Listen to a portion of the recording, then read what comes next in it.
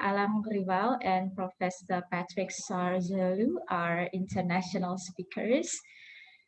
Professor Iskandar Siregar, Director of International Collaboration Office of IPB University. All participants from abroad, Iloilo Science and Technology University, Thailand Agricultural University, and Vietnam National University of Agriculture. All participants from Indonesia, College of Vocational Studies IPB University, Agricultural Development Polytechnic Medan, Brawijaya University, Mula Warman University, Nusa Cendana University, Shah Kuala University, Tidar University, State Polytechnic of Lampung, and State University of Jakarta. And of course, distinguished guests and lecturers, my name is Ira Resmayasari. I'll be responsible for hosting this webinar held by College of Vocational Studies of IPB University.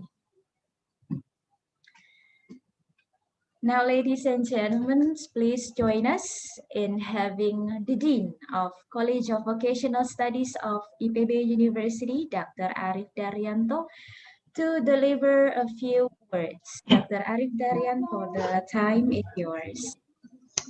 Terima kasih, Bu Ima. Assalamualaikum warahmatullahi wabarakatuh. Suara saya jelas sekali, Bu Ima? Waalaikumsalam. Jelas, Pak. Warahmatullahi wabarakatuh. Jelas, Pak, jelas. Jelas ya. His Excellency Rector ad Interim, Dr. Derajat Mardianto, then the honorable speakers today, Prof. Alain and also Prof. Patrick, then the Director of International Collaboration of SV-IPB University, Vice Dean, the Chairman of the School Senate, the Head of the Program Study, lecturers, a student of participants around the world. At the moment, there are 225 participants in our webinar, then also members of the faculty and committee of the International Summer Course. Ladies and gentlemen, good afternoon and good morning. It is great pleasure for me as Dean College of Vocational Studies of IPB University to welcome you all to the international webinar organized by College of Vocational Studies IPB University Indonesia. This is part of the summer course agenda with the topic Third International Summer Course on Sustainability of Tropical Animal Production with theme Creating Innovation in the New Normal Era. I'm very proud and grateful that so many distinguished students have come from both home and abroad, chosen spending 2 weeks of your holidays in this virtual event to gain experience and knowledge, especially within this new normal era. The International Summer Courses has been a key institution in internationalization effort of the College of Vocational Studies IPB University. Internationalization became a prioritized goal in our college. The COVID-19 pandemic highlight that we exist in a global world. From a single city, Wuhan, China, it spread to almost 200 countries or territories across the world and infected more than 180 million people, and more than 3.9 million people died by July the 4th, 2021. COVID-19 has impacted on the broken or second food supply chain, and especially livestock and fisheries production was unexpected. Clusters of cases among workers in meat processing plants evolved quickly to affect human, animal, and environmental welfare in several countries. In processing plants, the hygiene focus is on product quality of food safety. Entering the new normal era, it is necessary to make many adjustments to the production of agriculture, livestock, and fisheries. Their production is not only related to the fulfillment of the human protein needs, but also greatly influences the economy as a whole. Therefore, innovation in the field of animal protein production during the new normal era is very important. We hope that summer courses participants will learn from the experts that future of food and agriculture depends on the capacity of agricultural innovation system. Farmers need innovation that address an increasingly diverse and complex range of needs, including improved farm productivity and environmental performance, as well as better responses to climate change. Last 2 years, we had the first summer course offline program in Bogor for 2 weeks due to the pandemic COVID-19 last year. We did the second summer course online with various existing challenges. One of it is by holding virtual industry field trip so that participants can see for real as if they were in that location. Unfortunately, the pandemic has not ended yet, so the third summer course will be held again through online. I would like to take this opportunity to express my deep appreciation to Rector at Interim IPB University for giving his opening speech, Professor Alain Rival from Surat, France, from Patrick Surgelu from Ghent University, Belgium, for being speakers in today's agenda. For the industry sector, I would like to express my gratitude to Charun Pokpan Indonesia, Elsa Farm, PT Suritani Pemuka Java Aquaculture, Minapoli, Tanihub, Biomac, and Greenfield for their support in making this program more visualized and applied. Also, I would like to thank the International Collaboration Office, ICO at the University, for the funding, and last but not least, the Summer Course Organizing Committee, whose members have worked together and been engaged in this program. I sincerely wish this summer course program a great success, not only as a chance to share professional knowledge exchange, but also as the beginning of long and fruitful cooperation, collaboration, insight, and friendship among students and their university partners. Enjoy the program. Wassalamualaikum warahmatullahi wabarakatuh. Waalaikumsalam warahmatullahi wabarakatuh. Thank you, Dr. Arif Daryanto, for the welcoming speech. Yeah, it is a big honor for us as well to have Dr. Derajat Martianto, our Vice Rector for Education and Student Affairs of IPB University, in our schedule today. We are proudly welcome Dr. Derajat Martianto. Okay, thank you very much, Bu Ira.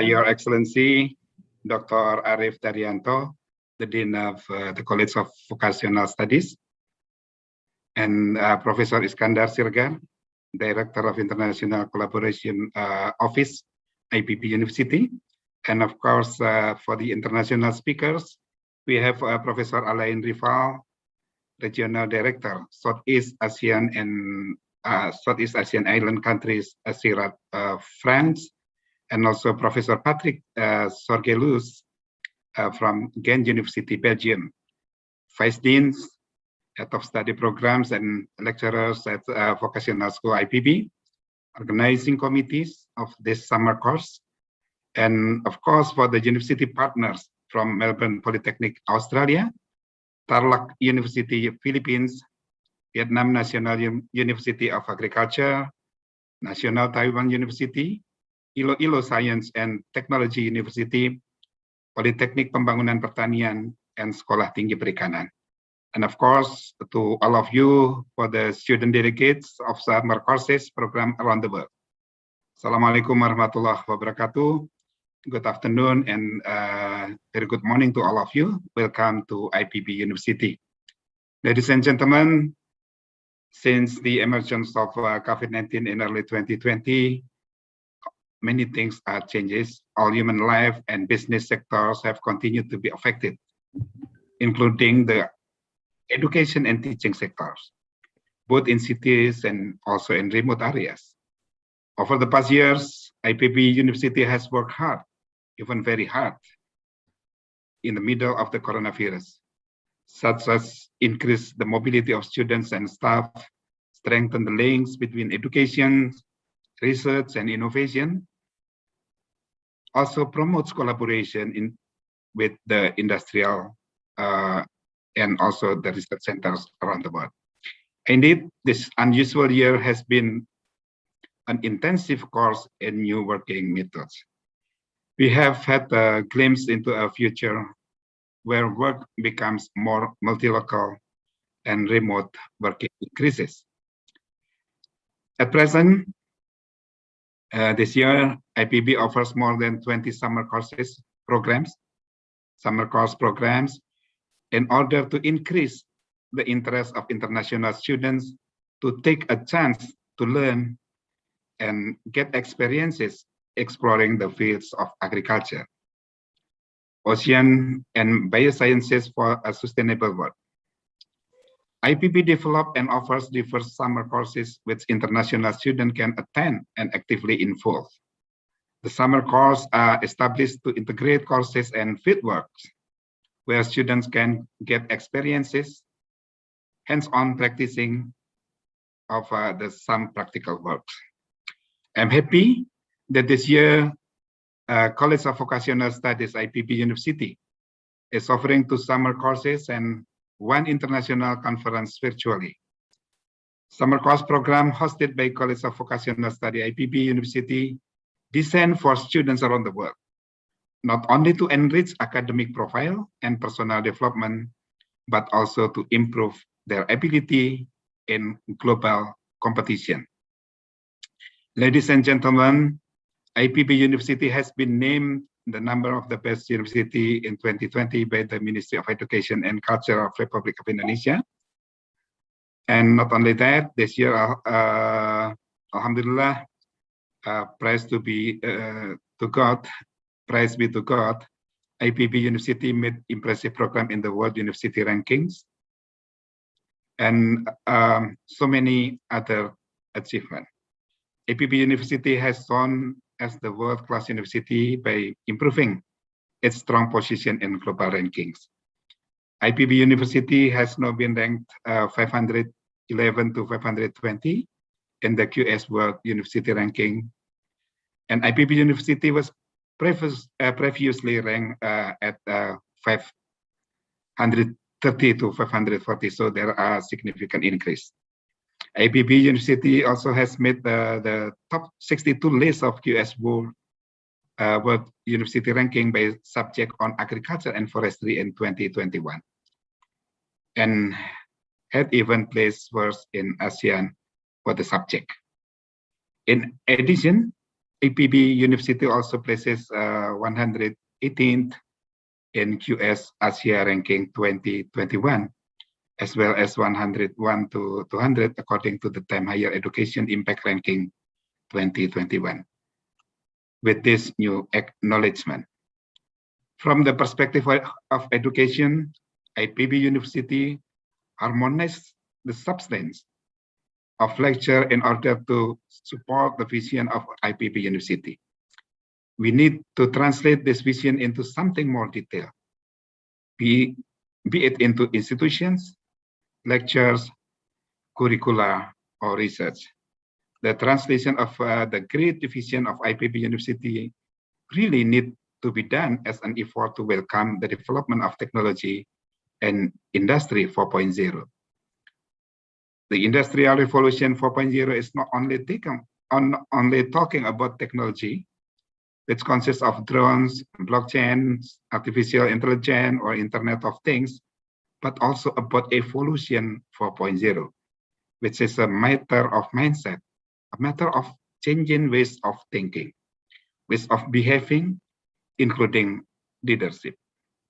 Therefore, summer program is a good opportunity to gain a new perspective, which offer the best of both worlds, academic enrichment against a backdrop of new cultures, languages, and communities.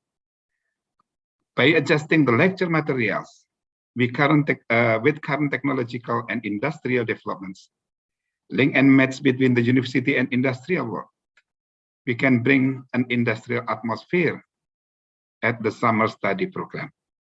Therefore, the summer study programs need to be done since it offers opportunities to the participants to discover different subjects. Not only will this round out your resume, but it also offers personal enrichment. I wish all of the participants enjoy very much this program. I encourage you all to use this opportunity to establish a common understanding of the issue at hand to initiate activities in line with an effective strategy for the implementation of vocational education. I would also like to extend my gratitude to the Dean of Vocational School, IPB University, and the organizing committee for the very, very hard work so that this event can run well. By saying Bismillahirrahmanirrahim, I open the third International Summer Course on Sustainability of Tropical Animal Production with the theme Creating Innovation in the New Normal Area. Thank you very much for your kind attention. Good afternoon and very good morning, and wassalamualaikum warahmatullahi wabarakatuh. Waalaikumsalam warahmatullahi wabarakatuh.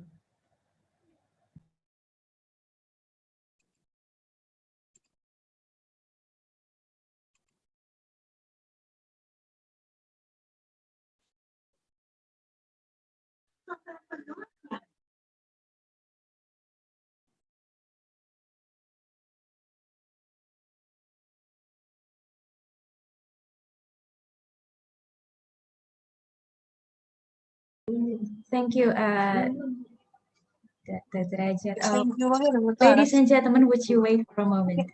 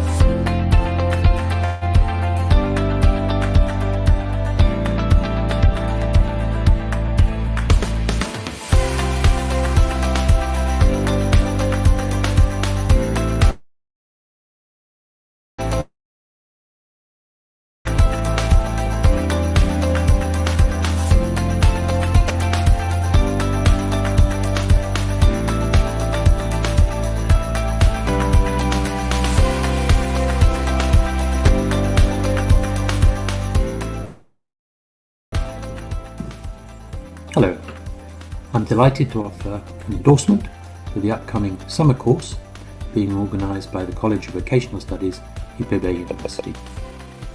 My name is John Ingram. I lead the Food Systems Transformation Research team in the University of Oxford, and I've had the pleasure of working with IPB over a number of years on a variety of topics. Summer courses are an excellent opportunity to learn, but also to broaden your network of contacts and to establish firm collaborations across the region. I thoroughly endorse the course and I look forward to hearing its outcomes.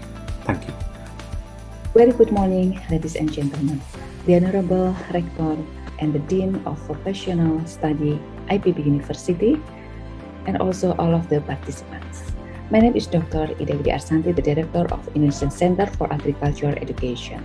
It's a pleasure that I could participate in this event. I'm very support the summer course, the third international summer course on sustainability of tropical animal production that bring the theme creating innovation of animal production sector in the new normal era. It is very fit with nowadays condition, which we face several challenges in this year. Because this summer course will bring the new and wide horizon of knowledge and perspective and also experience of the student with having and bring the international lecturer, international professional, and also stakeholders together in this event. Hope it will give the new benefit for students in order to increase their competencies and also all participants join in this event. Good luck. Thank you.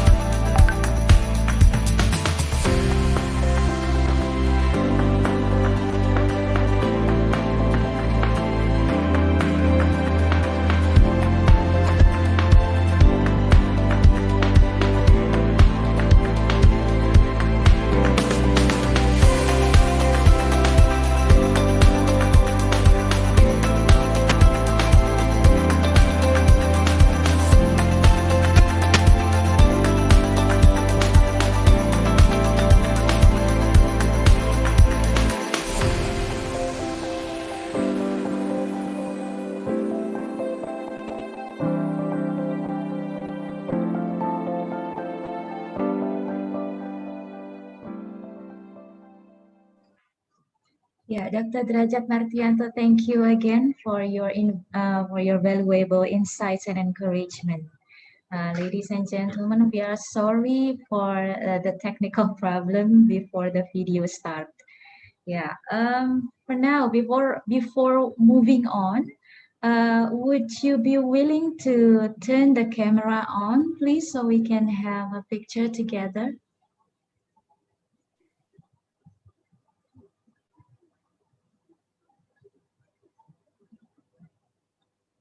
Yeah, we have many slides here, so it looks like I need some help here from the committee. Miss Andini, would you mind? Yes, ready, Miss. Thank you. Okay. Okay, I will conduct for the photo shoot. Before, please remove the spotlight, please. Okay. Okay. Okay, for the first slide, 1, 2, 3. Okay, hold on a sec.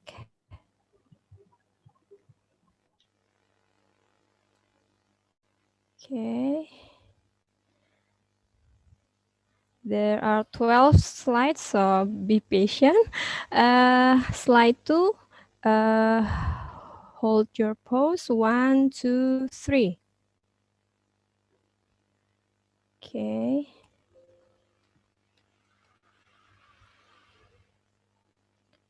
Okay, slide 3, ready. Okay, hold your pose. 1, 2, 3.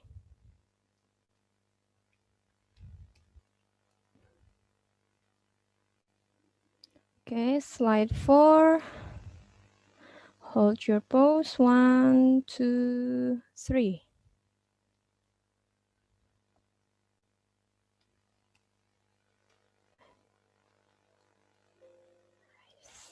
Sorry. Okay. Wait a sec. Yeah. Next, slide 5. Hold your pose. 1, 2, 3. Okay, again. Sorry for slide 5. Again, 1, 2, 3. Okay.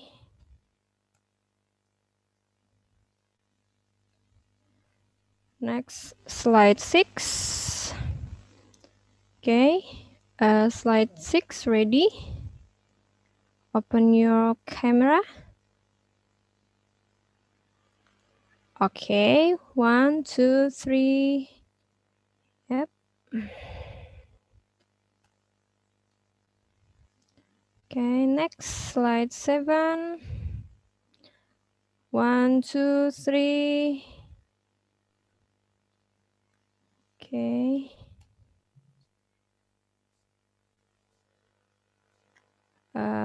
Slide 8. Hold your pose. 1, 2, 3.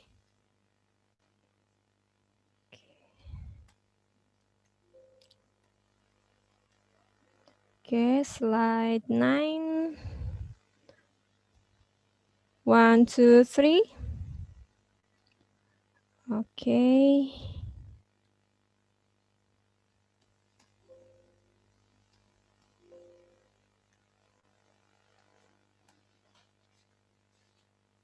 Okay. 3 more. Slide 10. Okay. 1, 2, 3. Okay. Slide 11. 1, 2, 3.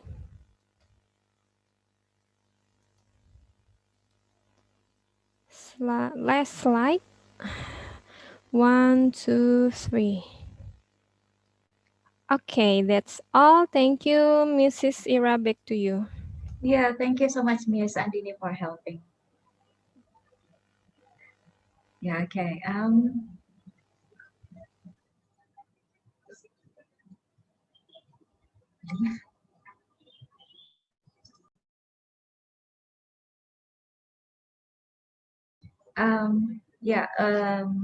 Thank you for waiting. Yeah, moving right along. It is now my pleasure to introduce Dr. Wiyoto, our moderator of our main session. He was born in Wonosobo 44 years ago. He gained his bachelor's degree from IPB University, his master's from Ghent University, Belgium, and his doctorate from IPB University. Okay, he's been lecturing for about 12 years, I suppose, and has done many research. Some of them are the integrated shrimp, eco-friendly aquaculture, intelligent cultivation technology based on microbial technology to support the increase of shrimp production in 2019. And then the improving the potential redox value of pond sediment and increasing the immunity of venomous shrimp to increase the production in 2017. Next, application of Indonesian herbal formulation to improve the quality of venomous shrimp larvae in 2017 also. And the utilization of maggot to increase catfish production also in 2017. Okay, Assalamualaikum, good afternoon, Dr. Wiyoto, how are you? Waalaikumsalam, fine, thank you, Mrs. Ira. Okay, great. I believe that you are ready to lead the next session, yeah? Okay. Okay, Dr. Wiyoto, over to you.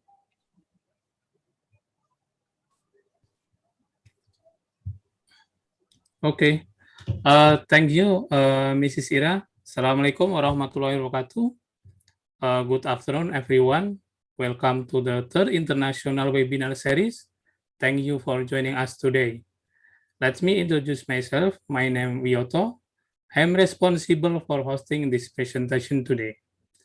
The topic of this international webinar series is about creating innovation in agricultural and fisheries sector in new normal era.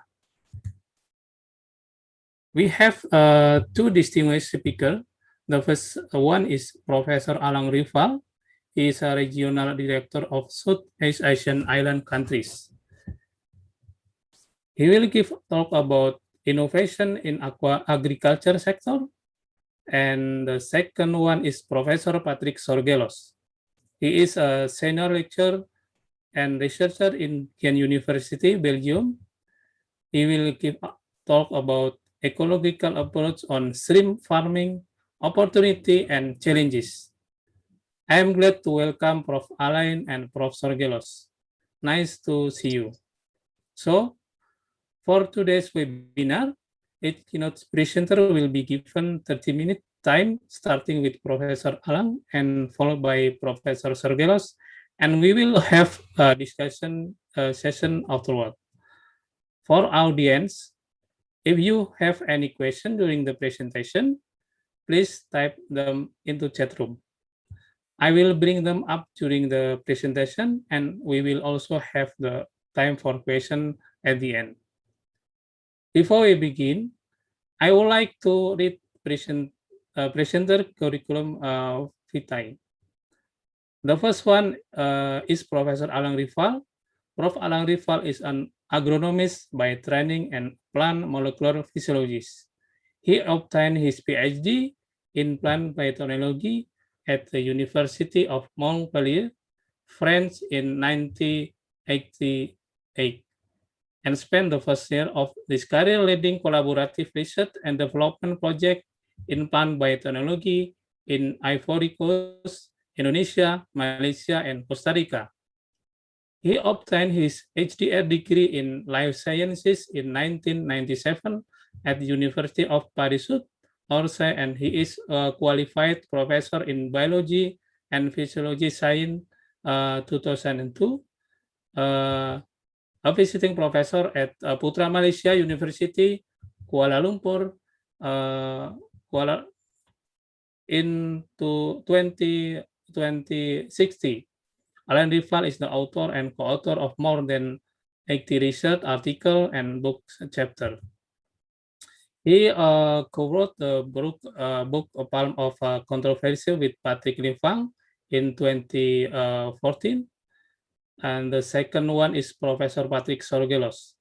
Patrick Sorgelos obtained his PhD in marine biology in 1975 from Ghent University in Belgium. In 1978, he set up the Artemia Reference Center, and in 1986, he became the first professor of aquaculture at Ghent University.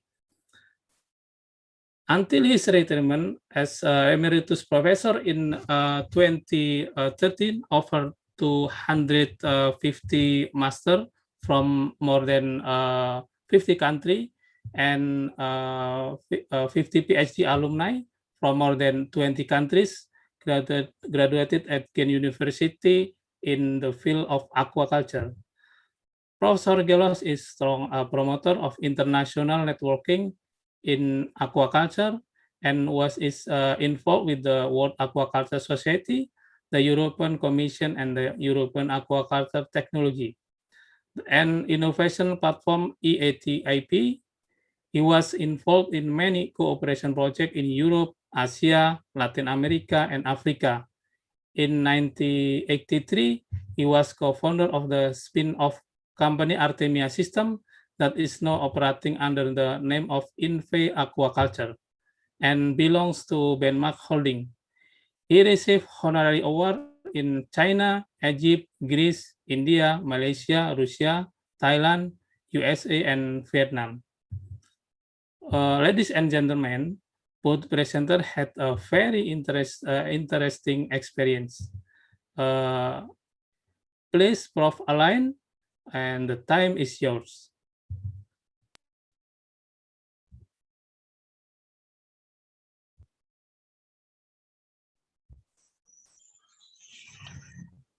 Thank you very, very much. And I'm very happy to be part of this international summer course. I've been, as you can see from the pictures, I've been invited several times, and it's always a pleasure to share with students and to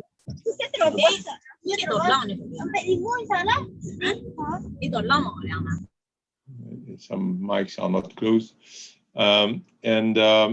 Yes, it's really my pleasure to be here with you guys. And it's not exactly a lecture. I would like you to interrupt or ask questions using the chat, or I don't want to lecture you on a subject like innovation in the agricultural sector because it's so wide. I will give you a few examples about a sector I know a bit, which is palm oil in Indonesia. But yeah, I try to make it lively and open. So I will really appreciate if you ask questions during my lecture and or keep your question afterwards. And I want to be as interactive as possible. I'm really a dinosaur of technology, so I'm improving every day, but do I have to share my screen at some stage?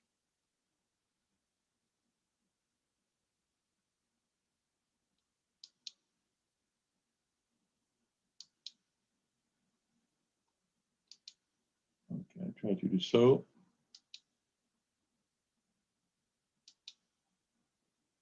Is it okay for you guys? No answer. Please, Doctor. Sorry? Is it okay? Can you see my screen? Okay. Yes. Yes. Yeah, I can see your slide. Yes. Fantastic. Yeah. So let's start. I was asked by my good friend Priya Sambada to talk about innovation in the agricultural sector, but also under the context of the new normal area. And of course, I will have to talk about the challenges of the sector and the challenges which are posed by the pandemic, COVID pandemic, especially in the region. So first of all, what is innovation?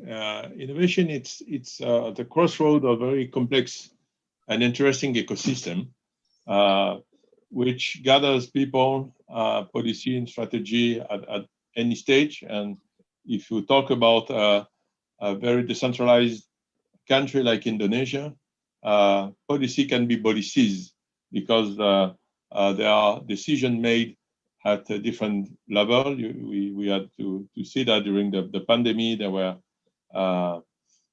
regencies and provinces which are different policies regarding the pandemic, and it's the same for a lot of sectors, including agriculture, and especially sustainable agriculture. Innovation, of course, has something to do with the processes, and this is the first definition who came to your mind when you talk about innovation. It's just implementing or improving a process, but as you can see, it's much more complicated than that. And the climate, at the broad sense of innovation, is very important. The context, the environment, your capacity of exploration is very important. And of course, climate sounds a special bell to an agronomist. It's a very important parameter of innovation in agriculture. I will talk about that a bit more in detail in a few minutes. So the accepted definition is the creation, implementation of a new product, new service, which will bring a competitive advantage. And I would say that innovation is a natural son of research and development. This is what we do at CIRAD. We don't stop our research when we have made a beautiful paper or a beautiful congress. Our engagement with the French government and the European partners is to provide solutions. So this notion of competitive advantage is very important because we have to do the research and development and then to work on the applicability, on the feasibility of the solutions. And for me, this is real innovation. If you look at the oil palm sector, if you can do a fantastic job on CRISP or on genetic engineering or on modified processes, but which have no impact on the smallholders, on the producers, or no impact on the quality of life in the countrysides in Indonesia, your job is not done really. You stopped in the middle of the road and you have to go back and jumping again on the train of innovation. Okay, I'm not speaking too much, but it's a subject which I love, especially. So and if you look at what we define as sustainable development, which is at a crossroad between the environment, the economics, and the social progress, of course, innovation is also part of this tripod. And the recent definition, which is not that recent, by the way, of Sustainable Development Goal, they all together, they are a reflection of this interaction between the environment, economy, and social, people, profit, and planet. So it's a very present and actual question to scratch our heads and ask ourselves questions about the impact of that research and the relationship between research and development, innovation, and sustainable development goals.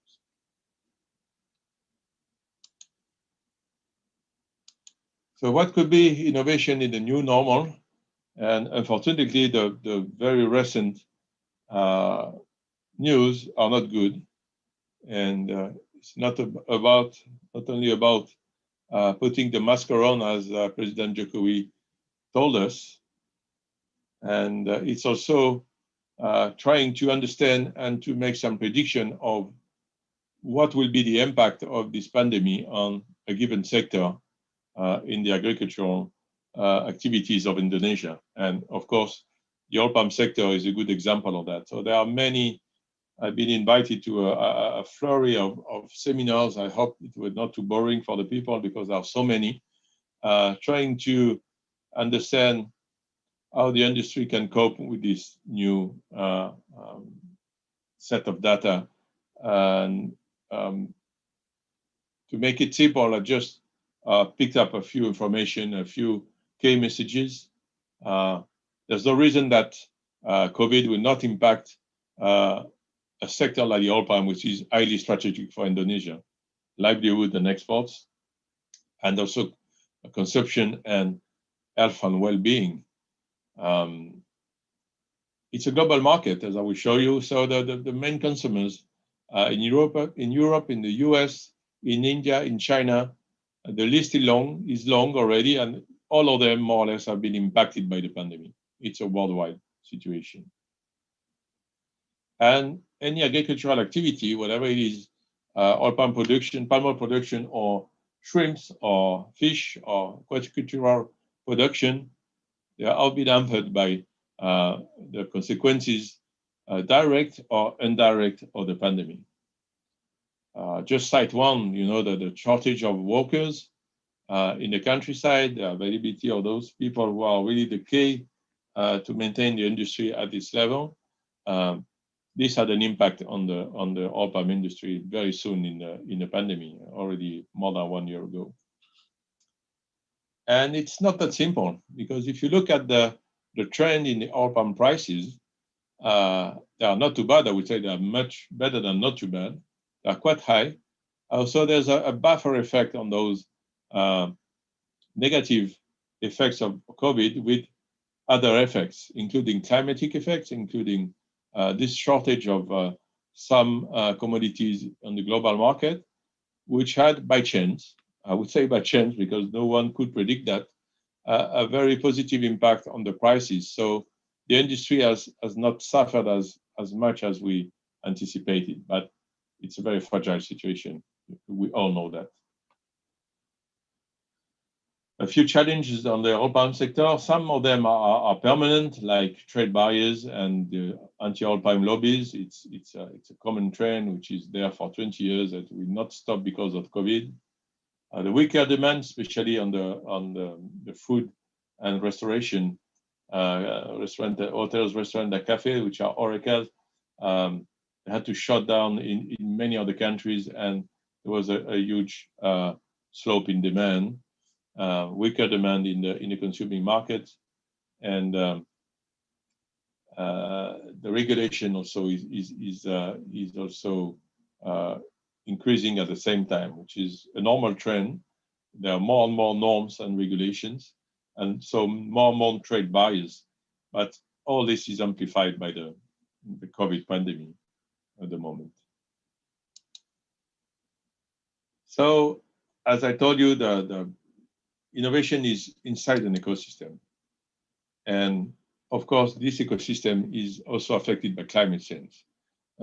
We can make any correlation you like between climate change and the appraisal of the COVID-19. I'm not competent for any statement on that, but all the cultivation systems in the world are affected by climate change on a very complicated way, because the sector generates significant quantities of GHG, but it also the way we produce crops, the way you produce food, is also related to the capture on the release of CO2. So it's a closed circle between agriculture and climate change. GHG contribute to climate change, but at the same time, climate change also changes the way we are doing agriculture and the products we are putting on the market. So it's a global circle between climate change and agriculture. And another key point to describe rapidly the oil palm sector and this characteristic regarding the pandemic is the interdependence of the different oil markets. You can have a look at this small world map, and there's all the regions in the world producing oil crops. So it's an intertwined market between temperate and tropical crops, basically soybean and rapeseed versus oil palm. And if someone is doing well, the other one is doing bad, and vice versa. So they are really intertwined markets. If you look at what's happening on tropical oils like the palm oil, you can easily see that the region in which the oil palm is produced, especially around 90% is produced in Indonesia and Malaysia. Those countries are in red, in pink, almost red color. So they are highly vulnerable, and even a kid can see that from a map.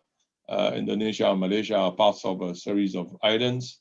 Some of them are very big, like Borneo, but they are islands, and Papua New Guinea is in the same case, not talking about the Philippines.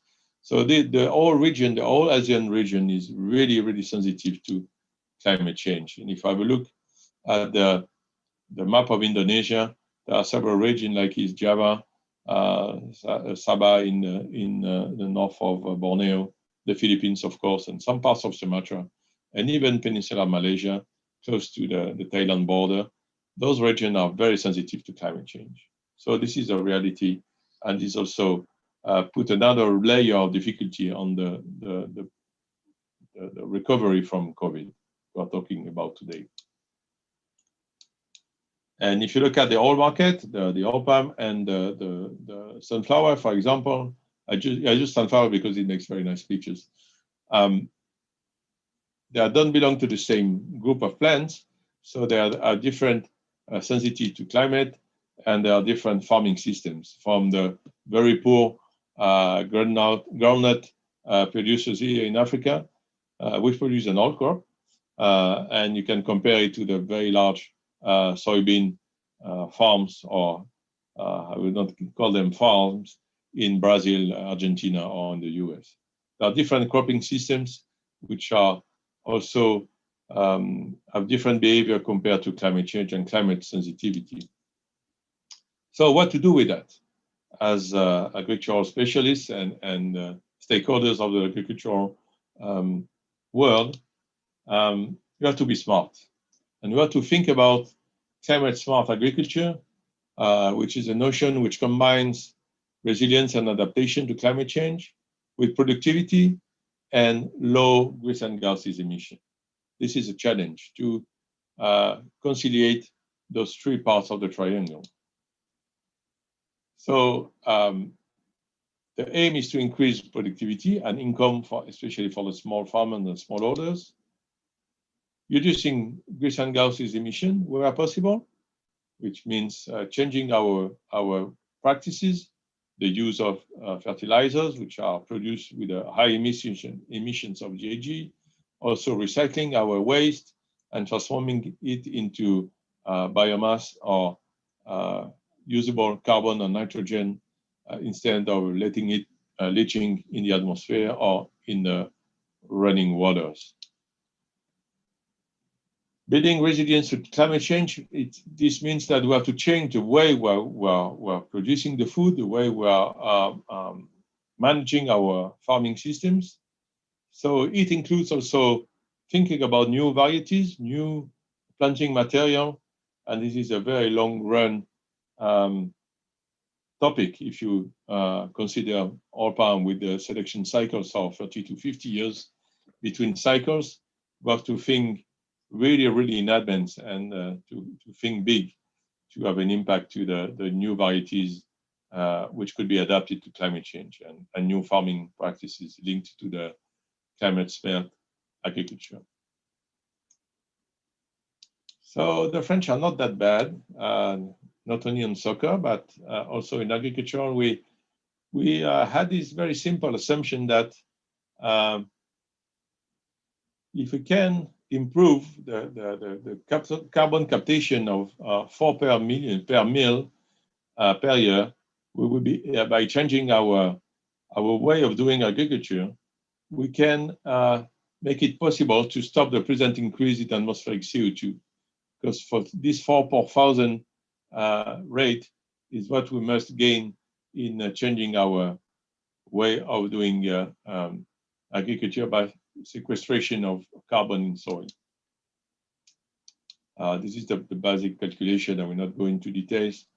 but it came down to this 4 per 1,000 rate of carbon storage in the world soil that we have to improve by using a lot of clever, smart, intelligent practices in any plant production, crop production system in the world. So there are different ways the soils can store more carbon, and these have repercussions in topics like conservation agriculture, agroecology, agroforestry, landscape management, which are very familiar to you guys, students at IPB and in other universities in the region, because this is what your professors and lecturers want to talk about when you are listening to them. Which way to go? We just choose a couple of topics which are relevant for oil palm cropping, which are agroforestry and recycling organic waste, which are very important items for sustainable palm oil production. Preservation and restoration of soils are on the top of agricultural practices, very important.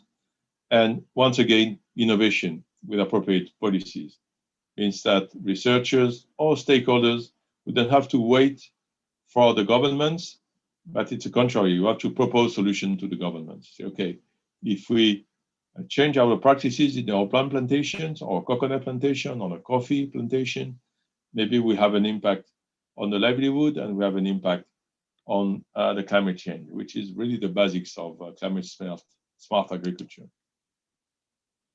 So is the oil palm really equipped to face the challenges? I'm voluntarily want to ask you the question.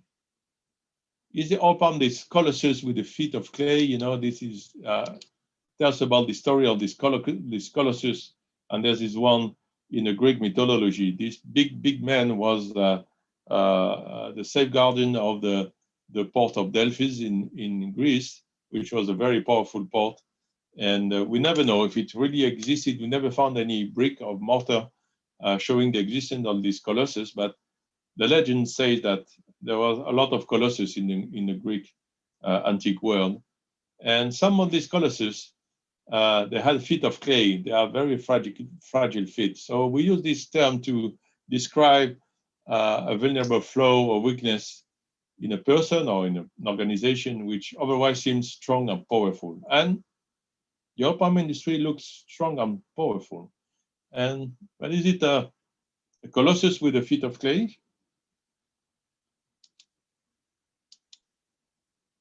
Yeah, it's a colossus. Very high yields, wide agronomic plasticity, much better than any oil crop in the world. Everyone knows that in Indonesia and in Malaysia. But the foots of clay are here. The poor climatic resilience. If you look at year 2015, it is the last strong El Nino we had in the region. Look at the impact on the global palm oil production, not only Indonesia, Malaysia, which is almost 90% of the production, but in all the producing countries had to face the impact of El Nino only. With direct and indirect causes, of course, we can speak for hours about that. And even in 2019, we had this very severe drought, which had a direct impact on the productivity of the oil palm. So the colossus is not as strong as we feel and as strong as we imagine, especially in terms of climate change. There's a large risk linked to the monoculture of the single species. This is a direct heritage of the colonial times. The colonial powers, they want simple things. They want to have one species in a huge amount of hectares so that it's simple to manage and we can provide the developed world with all the commodities and all the raw material they need. And the trade was very simple. We were producing in the south, selling in the north, and that was the way oil palm business was structured for more than 1 century now. There's a risky geographical concentration because 90% of the global palm oil is growing around the Malacca Strait. So if something goes wrong in terms of climate, in terms of pathology, all the production can be wiped out in half a generation of palms from the region. It happened to Brazil. I was just a beginner agronomist when we tried to implant some palm oil estates in some region of Brazil, which looked very promising at the time. And they all been wiped out now, and not a single palm planted in those regions of Brazil. So it's very quick to, and remember the potato crisis in Ireland in the beginning of last century. All the cultivation of potato was wiped out from Ireland, and it was a very important vector of migration of the people towards the US at that time. And the oil palm can be the victim of a double effect of drought. The water stress response, which have an impact of sex ratio. The oil palm is producing male flowers instead of female flowers. No fruit development. And because of the bushfires around the plantation, the photosynthetic activity is also hampered by the haze. So we have a double effect of drought to oil palm in the region. So we better avoid sipping too tightly on our laurels. So there's a lot of research to do, a lot of improvement, a lot of innovation, because that's what Priya wanted me to talk about. There's a lot of innovation to invent, and we need young people like you guys listening to me today, young researchers, young professionals, young members of the vocational schools, to provide solutions to the climatic challenges. Not only for the oil palm, for all the crops in the region, not only Indonesia. So what is CIRA doing? CIRA is my host institution. We work together for tomorrow's agriculture. We are a French public research institution. We're working with developing countries. And we have developed a network of research and training platforms all around the world, which can host part of our staff, which is around 1.6 thousand, including 700 researchers. And the French government is quite generous with us. It provided us with 220 million euros, which is only 60% of our budget. The 30–40% remaining, we get it from projects, mainly from European Union and from the French Development Bank, AFD, which is very present in Indonesia. So this is the kind of platform we would like to make and to build in Indonesia. It's called SALSA, for Sustainable Agricultural Systems in Southeast Asia. It was officially launched 5 years ago, but we are still working on the status and on the making up of the platform, but it's underway. What we want to do is working on the dynamics of deforestation, the ecological intensification of some crops like oil palm, rubber, perennial crops as a first target. Inclusivity of smallholders is something very important, especially in Indonesia. And which concerns you and directly, guys, is the academic and vocational training on the fundamentals of sustainability. I'm not sure that the traditional courses, the way we are teaching sustainable management in agriculture is really up to date. So there's a lot of effort to do to train and lecture people on the fundamentals of sustainability and their application into the agricultural world. So those platforms, they are connecting research, higher education, and innovation, which is today's topic. So we want to have all these partners together under the same platform, which is an engagement for at least 10 years. It's not a project. It's a place where projects are invented. It's a place where projects are transferred to the industry. So it's not a project. It's a platform. An example of a project which are constituting the SALSA platform is TRACE. TRACE is a project done in Malaysia for climate resilient landscape for wildlife conservation. It's a project which works on innovative planting design for oil palm, and those design must be compatible with wildlife, climate, and livelihood. So we are working in Sabah. We are working on the reforestation of wildlife corridors, which are part of the oil palm landscape in the region of Sabah, which has been really, really planted with oil palm in the past 50 years, I would say. We want to tackle rural poverty, and we have to find innovative solutions which make us able to combine forest and plantations. The partnership is a private planter, Melanking Oil Palm Plantation, UTAN, which is a NGO for forest conservation, us, CIRAD, UPM, academic partners in Kuala Lumpur, and the funds are provided by the French Embassy in Kuala Lumpur. So this is a complementary partnership with different stakeholders and different, quite a wide array of disciplines, from forestry to veterinary science, because we are planting corridors which can be useful for wildlife. So the choice of species, the combination of oil palm and forest species is really a challenge for science. So there are a few parameters we want to record: the installation of the agroforestry system, the dynamics of wildlife, the performance of the oil palm. How is it performing in an agroforestry context? Nobody has done that in the world. Nobody has planted oil palm mixed with the forest to see how it produces. And there are more ganoderma, there are more parasitic trees if we make an agroforest, or nothing, because of competition between fungi. There's a lot of science to be discovered in these new landscapes, mixing forest and the oil palm. And of course, we want to know about the climatic resilience, because all the planters I know, they told me if your parcel is close to the forest, you're safe with the El Nino. There will not be a very mild effect of El Nino. But if your parcel is in the middle of an ocean of oil palms, in this case, you will fear the climatic resilience. And your plantation will never provide any single fruit for at least 1 year or two. So the sensitivity to climatic resilience is really linked to the planting design. So we want to measure that. We want to prove that. We want to show how much mixing forest and oil palm can provide a solution for climatic resilience. And of course, we still have to feed people. So all those solutions must not compromise the production of benches, because it is what the people want. They are looking for feeding their family and pay for the school fees and everything in the family.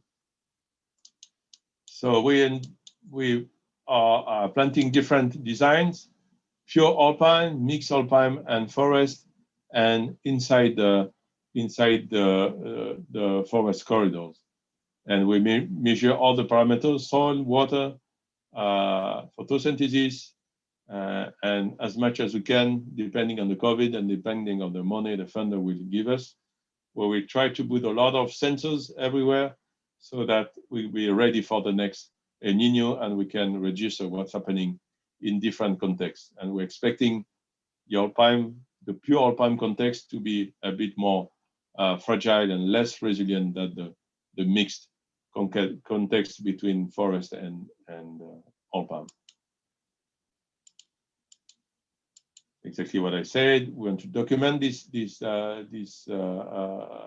parcels to see how they behave, and to put some numbers, quantify the performance and the resilience of those mixed design, and also monitor the wildlife. Of course, if the monkeys and the elephants don't come into the agroforest, that will be a disaster. That means that our design is not good. But the NGO we are working with, UTAN, has an experience of 30 years planting wildlife corridors in Sabah, and I can tell you that their forest is fantastic. It is full of animals, so it works. It can work. Okay. Another example is much related to what we already discussed with IPB, is the Talent project. Talent is a training program for sustainable plantation landscapes in 4 countries of Southeast Asia. It's operated by CIRAD, myself. I'm the head of project based in Kemang, Jakarta. And with funds, we got 1.2 million funds from the AFD, the French Agency for Development. So what we want to do is to have a shared vision for sustainable plantation landscapes. And this term of landscapes is very important. It's not only working on the plantations and within the border of the plantation, We want to work on the interaction between the plantations and the landscape, whatever it's other plantation, whether it is nothing, a desert, or whatever is a wildlife field forest around. We want to raise the awareness of the managers, and we want to renovate the training system. Why? Because a plantation manager now is no more a plantation manager, he's a sustainability manager.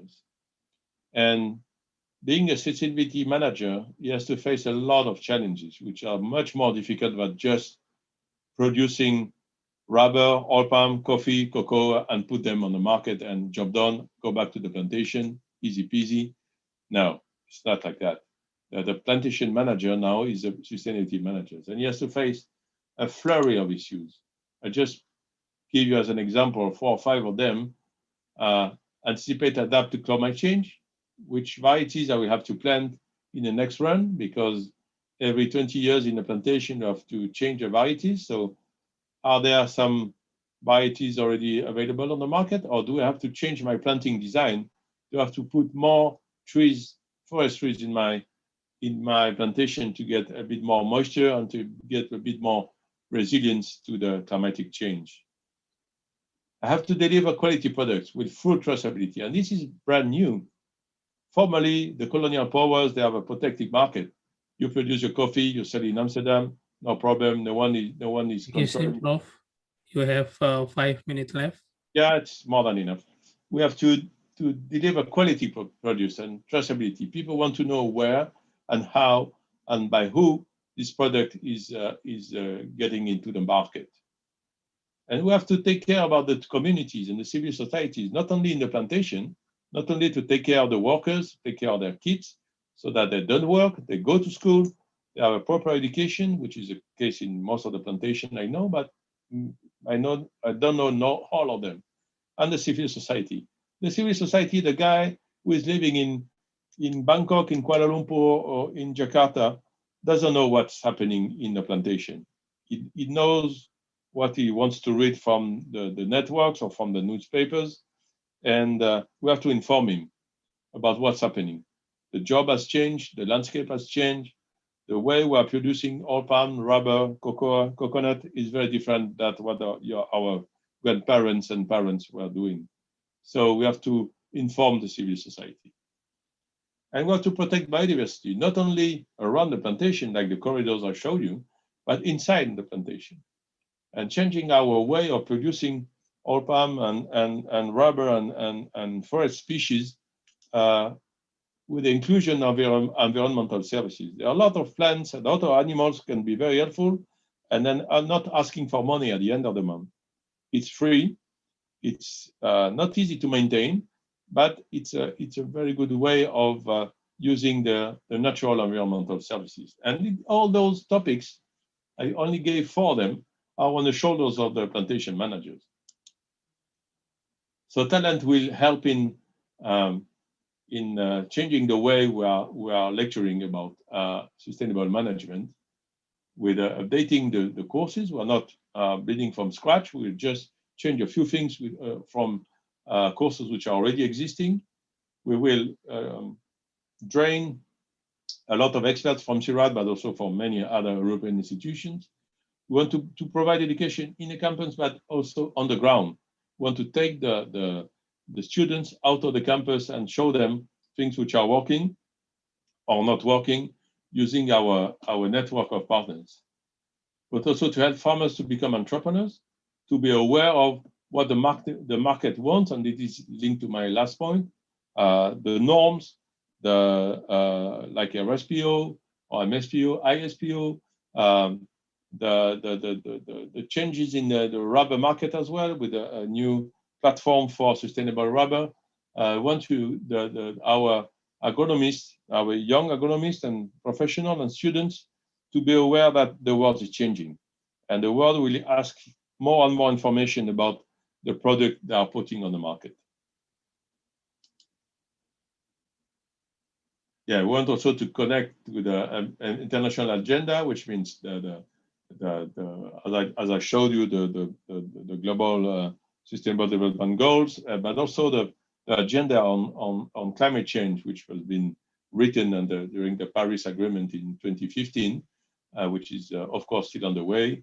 How it impacts the way we are producing commodities in the region. Revisiting the plantation model, I showed you with the trace project that we have to change the way we're designing the plantings and to make our production a bit more agroecology, which means we have to combine the way we are producing, reducing the use of pesticides so that wildlife and natural life is able to come into the plantations. And new approaches for commodity trades, which are based on equal treatment between partners, between smallholders and companies, between men and women. We want to the plantation world to be as much inclusive as possible. And this is a topic for education. So what's going to happen next? I thank you for your kind attention. Unfortunately, I don't have my crystal ball. I cannot tell you what's going to happen to us in the coming months or weeks, but I hope I've entertained you, and I hope that I gave you a few ideas about your future job and what's going to happen in the plantation sectors after the COVID. I thank you very, very much, and I thank again Priya Sambada for inviting me. And merci beaucoup. Okay, thank you very much, Prof. Alang, for giving such informative and interesting presentation. So, ladies and gentlemen, we continue with the second speaker from Professor Sorgelos. Please, Prof. Sorgelos, the time is yours.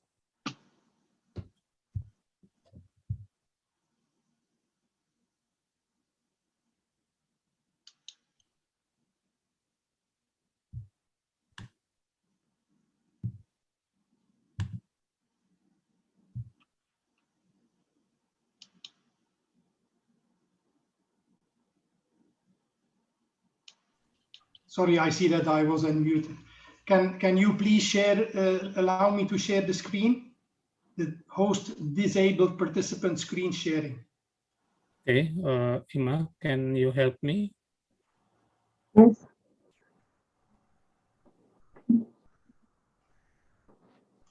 Would you please try again, Professor Gelos?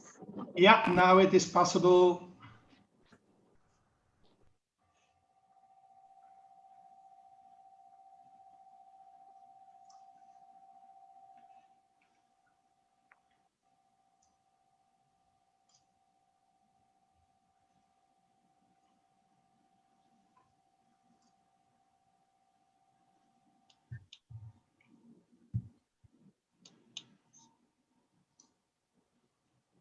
Just a second.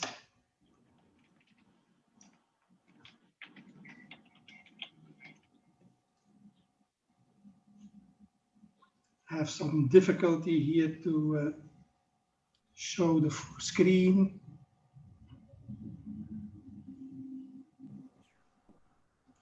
Or maybe it can help you to share screen from my side, Professor Gelos. Just a moment. Okay, now it should be fine. You see the full screen? Okay. Yes, yes. Okay, so first of all, thank you very much, IPB, for giving me the chance to join in this international summer course. I'm impressed to see that you have over 280 participants. I enjoyed very much the talk of Professor Alain Rival. And in fact, it's always interesting to see the similarities between what are priorities or what are the problems in agriculture, and then see how similar we are facing the problems in aquaculture. Sorry that I'm not focusing so much on the COVID situation and the new era. It was a bit late when I was requested to give a presentation here at your summer course, but maybe during the discussion we might be able to come back to it. As you can see in the title here, I want to zoom in on ecology. I think we need much more ecological approaches in aquaculture.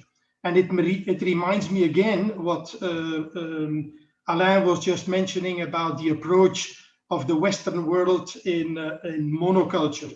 And you will see when I start with a little bit of historical data on the evolution in aquaculture, where we see that capture fisheries stagnated once we reached the 1990s. And that had to do, of course, with the more sophisticated techniques that we were using in fisheries and reaching, of course, maximum sustainable yields. And it is exactly in that period of time, again, starting from the mid-80s, that we have seen that aquaculture has taken quite a significant progress. That does not mean that aquaculture started only some 100 years ago when you would follow the graph to the left, but that we have seen a new type of aquaculture starting around the mid-1980s. Some of you might have heard a similar presentation from me before, where I split up aquaculture in food aquaculture and business aquaculture. And I think, again, in the context of this presentation, it's good that I go back to these two differences. The food aquaculture is the very long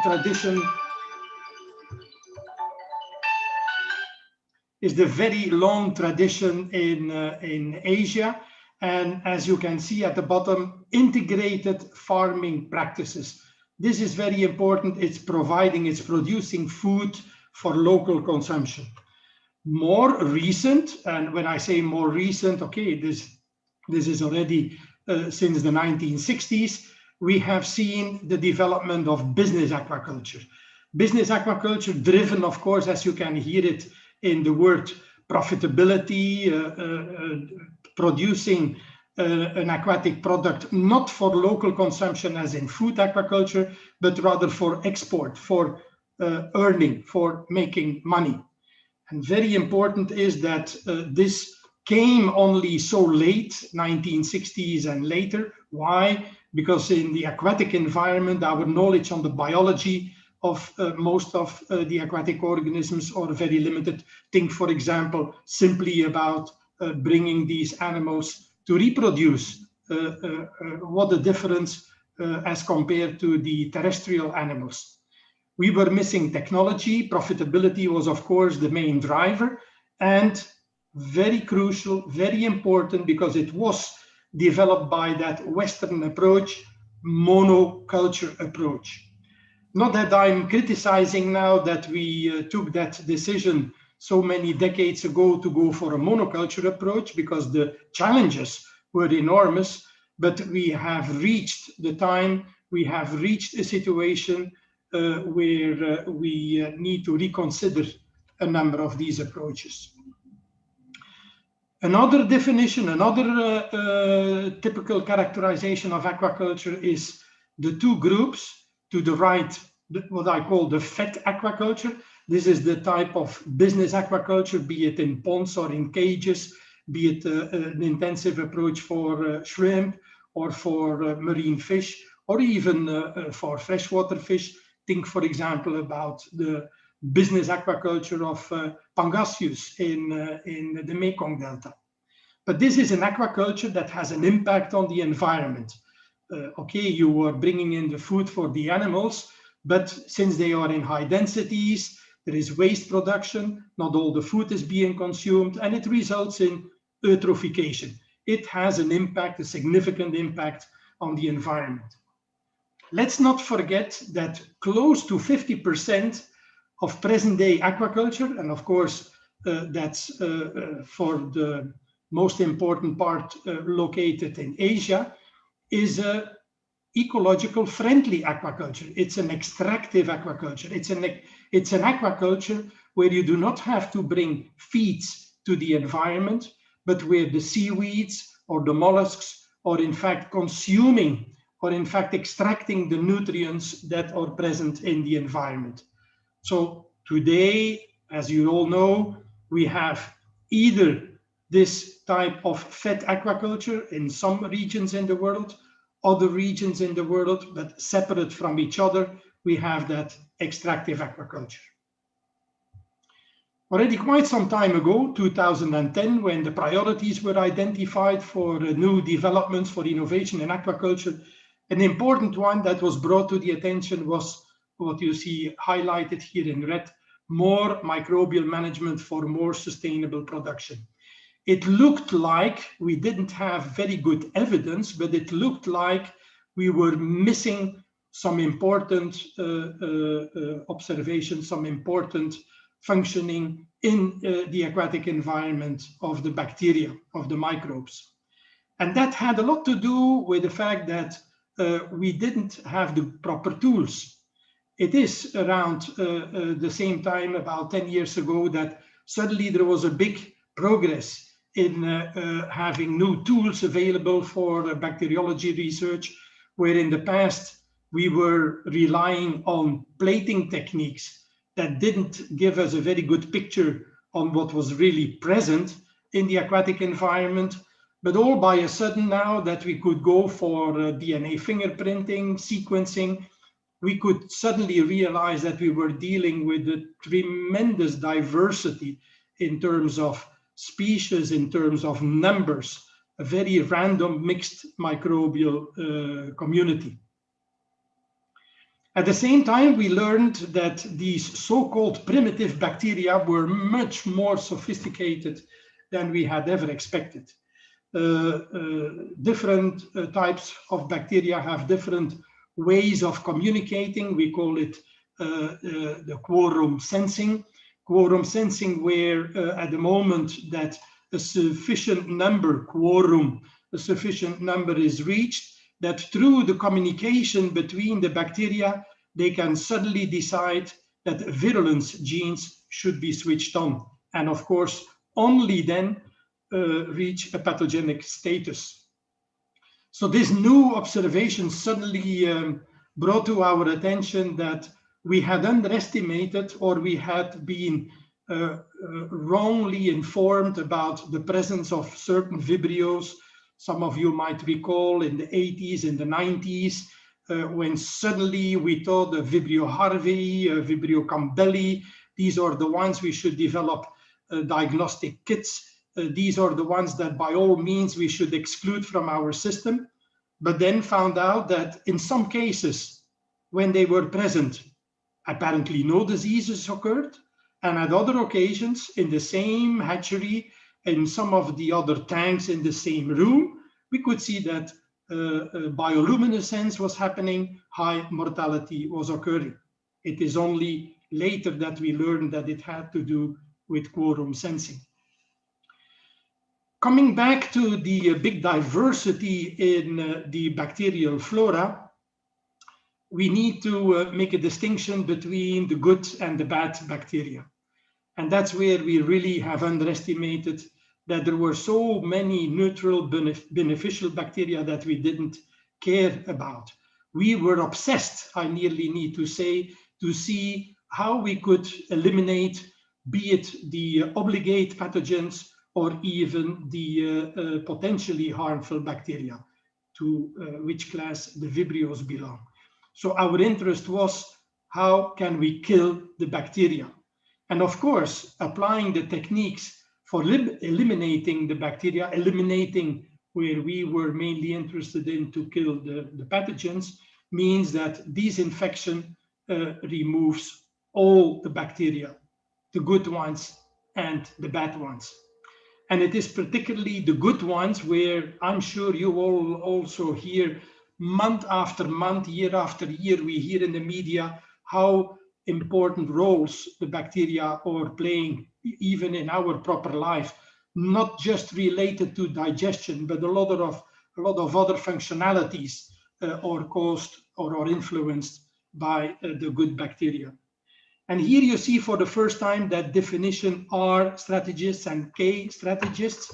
These are ecological terminologies, terminologies where the R strategists, be it on land or in water, or the quick colonizers, or the ones that have a very rapid growth when there is a high amount of substrate available per individual. But it happens in aquaculture that these R strategist bacteria happen to be the Vibrios. And these are indeed, when they switch on their virulence through quorum sensing, These are the potentially dangerous pathogens, the so-called opportunistic pathogens. The K strategists, on the contrary, are the ones we haven't paid enough attention. Well, maybe some of us realize that the nitrifiers are important in recycling the organic matter into inorganic matter, making the nitrates, the ammonium, the nitrites available for the primary producers, main role of the K strategists, but they fulfill many, many more roles than we had expected. Their characteristics, however, are quite different. They are slow growers, so this is a handicap when you will start with a new system. They have a slow growth rate, but a characteristic which is very important once we will see that there is competition between the bacteria is that they can do very well on a low substrate per individual. So at the moment that maybe substrate might become limited for the R strategists, that could be the chance where we will see an opportunity for the K strategists to develop. And this is what you see here in the animation.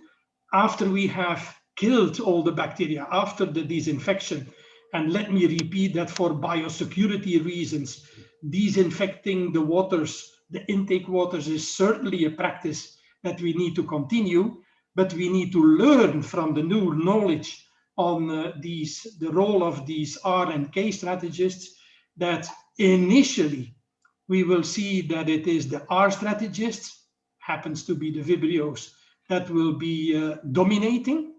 But if we give enough time for the slow growers, for the K strategists to compete for substrate, eventually they will take over. The opportunistic bacteria will still be there, but as you can remember from the earlier explanation, they might not reach the critical numbers to switch on their virulence, to reach quorum. However, this is what can happen in this phase of the development, and it will all depend now on how high will be the peak when that first colonization is taking place. Will they reach that critical quorum sensing? And then we have a problem. If they don't reach, and soon we see that the K strategists are taking over, we are in good hands. So in many, many cases, be it in a hatchery, be it in a grow-out pond, and we apply that strong disinfection, particularly in hatcheries, not always the same in pond systems, but it could be indeed that we introduce our fish or our shrimp typically during a massive microbial growth. And when we introduce the animals, we will in fact make the situation even more critical, because introducing the animals means that we will also introduce food. Food not only for these animals, but at the same time, substrate for the bacteria. So this is where we have that very critical situation shortly after we have done the disinfection. Much better conditions to introduce our animals is when you have a good balance between the K and the R strategists, what our Norwegian colleagues like to call mature water, mature from a microbial point of view. And those of you who might be interested to study more about these K and R strategists and their role in the aquatic environment, there are a number of very detailed papers that have been recently, just a couple of years ago, have been published. But it was in the period that we were working all together in a big European project, ProMicrobe, that already in 2014, we wondered, and you see the question mark here, we wondered if that very critical situation in the shrimp farming, especially in Asia, Southeast Asia, the EMS outbreaks, if maybe that could not have been caused by a microbial mismanagement. And some of you will remember, and you were certainly familiar with these drastic drops in production, as you see here, for example, in Thailand, from 600,000 tons to a barely 200,000 metric tons in a couple of years' time, caused by an acute hepatopancreas necrosis syndrome. So the hepatopancreas was affected, but we were able later, together with different other colleagues, to prove that this is a typical vibriosis that has caused these catastrophic reduction in shrimp farming systems. So the problem is to find the proper balance between these R strategists and the K strategists. And with the knowledge we have today, it is still pretty much unpredictable. And this is where a number of the observations from the past, which were unexplained, can now be better understood. The luminescent vibriosis, the Zoea-2 syndrome, bolitas, a number of these typical vibriosis diseases, which initially we thought are only related to quorum sensing, but recently a number of authors have found that particular conditions, and the conditions can be related to the presence of certain chemicals in the water. We are still looking into what is causing these phenotypical switches. So the quorum sensing caused by the density of the bacteria can result in a similar switch on of the virulence by phenotypical switching. So today we are still, in fact, basing our recommendations on empirical observations, and the empirical observations are now trying to translate what I explained you in the theory. How can we lower the substrate per bacteria, the ratio of substrate to bacteria, and what are the means and what are the ways to create more microbial stability? A very simple one, and I must say I see it very, very well practiced more and more in Asian countries, is the use of protein skimmers. We underestimated also the amount of dissolved organics in the water that can be a substrate for the bacteria, and particularly after you have done a disinfection. All of us, we have applied very good filtration systems, sand filter, cartridge filtration, what is it? But what we didn't realize is that with these filtration systems, we are not removing the organic matter, the dissolved organic matter. And that's where protein skimmers, very easy to assemble and very effective in removing that substrate for the early colonizers, particularly for the R strategists. Again, something which we didn't understand very well in the past, because we always thought that inflow of water, clean water, short retention time, and a flow-through system should be the best in terms of the water quality parameters. You are right when it comes to the water quality parameters, but not when it comes to the bacteria, because washing out all the time means that you give a chance to the K strategists, sorry, the R strategists to dominate, and you never give a chance to the good bacteria to develop. And this is where a biofilter is really playing an important role, because it means that you will have a longer retention time in the system, that you will remove organic matter, and that you will create an environment where the K strategists can dominate over the R strategists. Integrated farming systems, and again, also interesting observation, first in the Philippines, later in a number of other countries, Thailand, etc., where people could see that when they were, in fact, instead of using 100% of the surface area for the shrimp farming, and then you applied that disinfection, so prior to the EMS and when you had all the problems, but then later only 50% of the area used for intensive shrimp farming, and that you have half of the area for recirculation. Integrated farming, where remember some are talking about the shrimp toilet, others are integrating with tilapia and seaweed, and where in fact from quite a number of pond trials in Thailand from CP, reducing the pond culture area to only half of what it was in the past. Survival rates are up again, and in fact the farm profit is even better than before.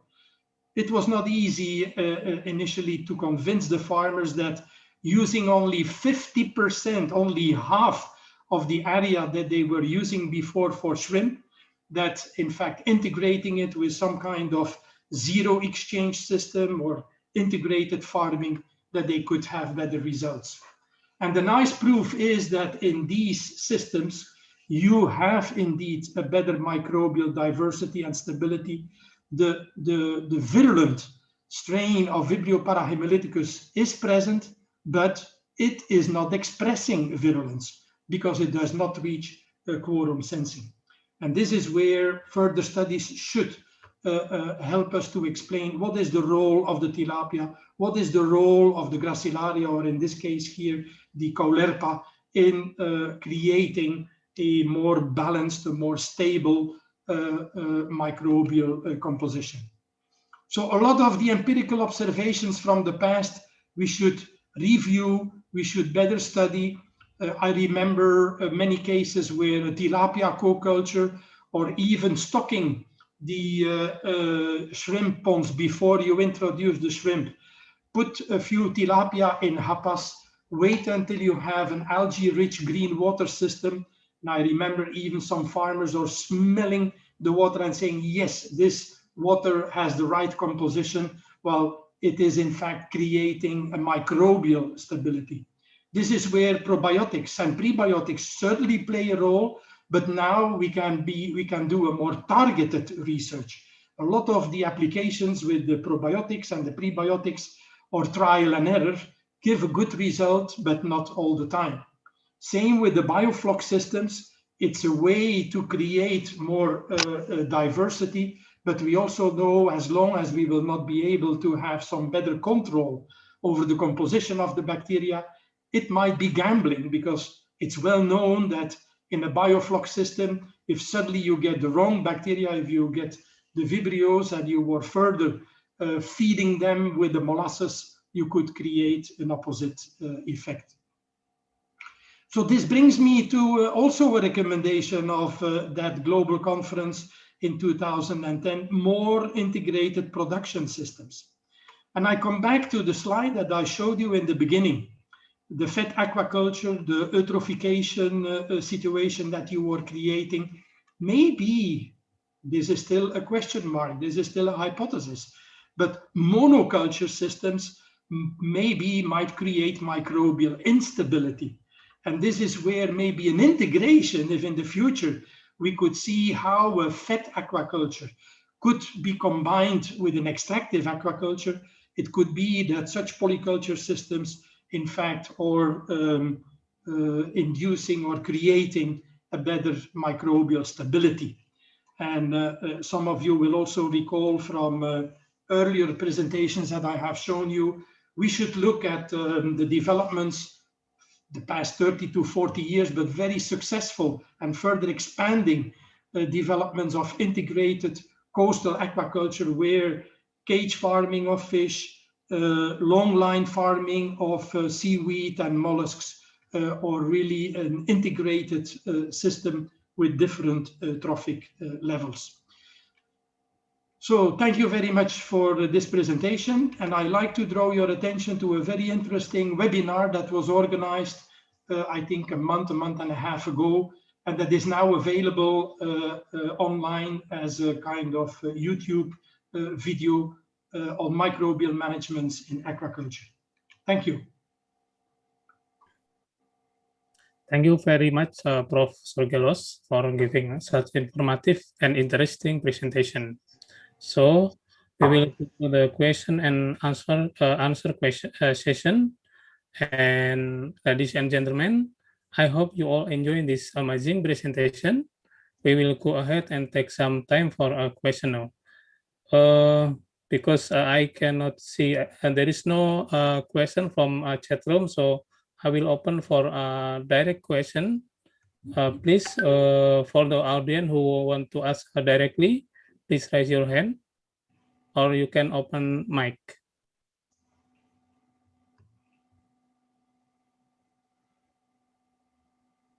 Okay, please. Julie, yeah, please, Julie.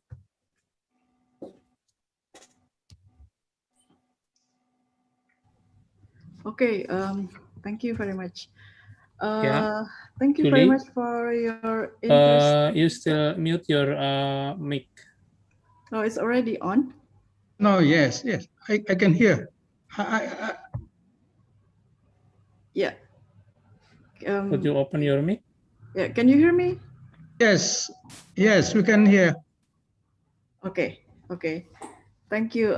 First of all, I would like to thank Professor Alain and Patrick for a very nice presentation. I have some questions, if you don't mind. So I have two questions for both. I have two questions for both presenters. First, as we know that aside from the current situation with COVID and also climate change, it appears that agriculture and also aquaculture face a limitation in space and also in water for aquaculture, for example. And what's also important is human resources, I think. And I think we can all feel for those who are working with agriculture, we can see that the interest of young generations to agriculture is getting more and more declining.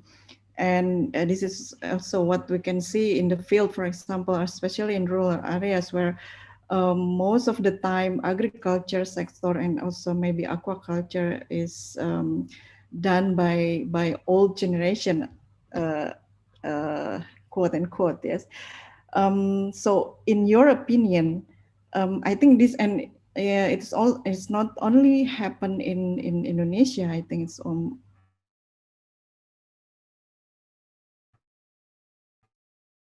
based on my other colleagues happening in other countries. So in your opinion, what can we do from educational point of view to make this sector, agriculture and aquaculture, interesting for young generation? And then my second question is related to the limitation in space. This is for Professor Alain. We know that land availability for agriculture sector is also getting limited, and most of the time it is outcompeted with other anthropological activities such as housing or other industries. So based on your experience, what would you recommend to overcome this kind of problems? Because this is also, I think this is also happening in almost, it's globally, not only in Indonesia. And then the third question for Professor Alain, I hope you don't mind. In terms of sustainability and environmental impact, we know that there are still some pros and cons about palm oil plantation.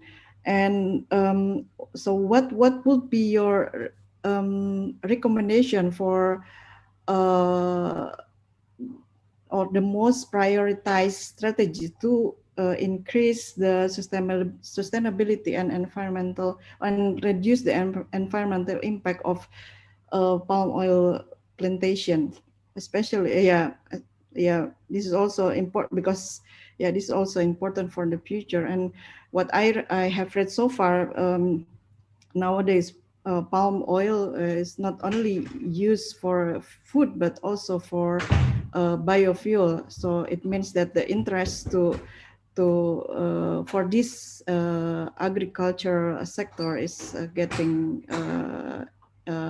higher. And for the next question, I'm sorry if it took so long, but I have also some question for Patrick. Again, Patrick, it's always interesting to have your presentation.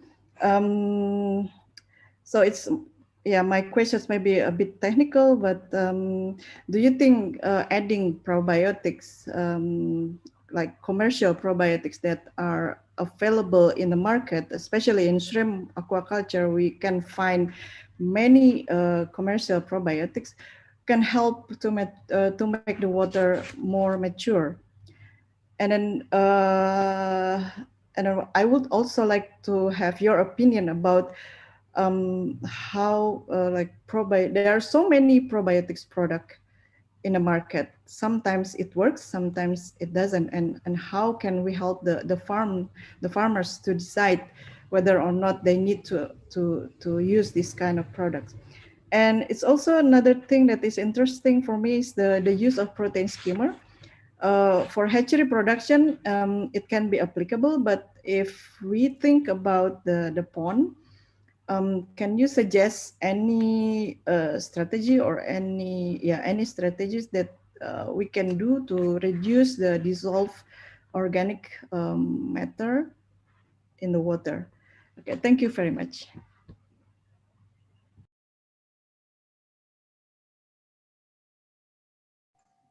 Alain, you start. Yes, I try to be short because I have many questions inside the questions, so like Russian dolls. But limitation in space, limitation in human resources is not something on the desk of the scientists. It's a question of public policies and priorities from the government. So for what I know, for what I see from my approach on primary cultivation, the key fact is probably to give some existence to a large part of growers, which are smallholders and which are called outgrowers. Those people are outside of the system and not considered by many governments, and especially in Sabah Sarawak in Malaysia, but also in some places like Papua here in Indonesia. They're not considered as normal citizens. They don't have any rights. They're just squatters. And those people are part of the productive system. They are delivering fruits to the factories. So but they are not the official owners of the land. They have no rights on the land. So the question of land tenure, if you want to keep the one key word, is really at the crossroad between agriculture and public policies and development. So this is a major question here in Indonesia, land tenure. Who owns the land and who has the right to do what he wants to do with this piece of land? And the question of limitation in space and limitation of manpower are far beyond agricultural science. It is really a societal question. And being an agronomist, of course, I feel that the governments, the televisions, the public powers should advertise much more, and especially in a post-COVID situation, about the benefits, the quality of life you can have when you're an agronomist working in the field, compared with an office worker who has to go through traffic jams 4 hours a day to go to his office in Bangkok or in Kuala Lumpur. My students are convinced about that, but I don't have to convince my students. I have to convince all the generation of young people who are wondering if they want to be agronomists or ecologists or forest people, or instead of being network managers or Facebook, I don't know what. I'm not sure the governments and the universities are doing enough to promote the careers, to promote the jobs which are offered in the agricultural and forestal sectors. This is also a part of the talent project I showed you. It's also to make a huge effort of promotion of the careers which are possible in this sector because they are wonderful careers, not because I'm an aging and all the economists, but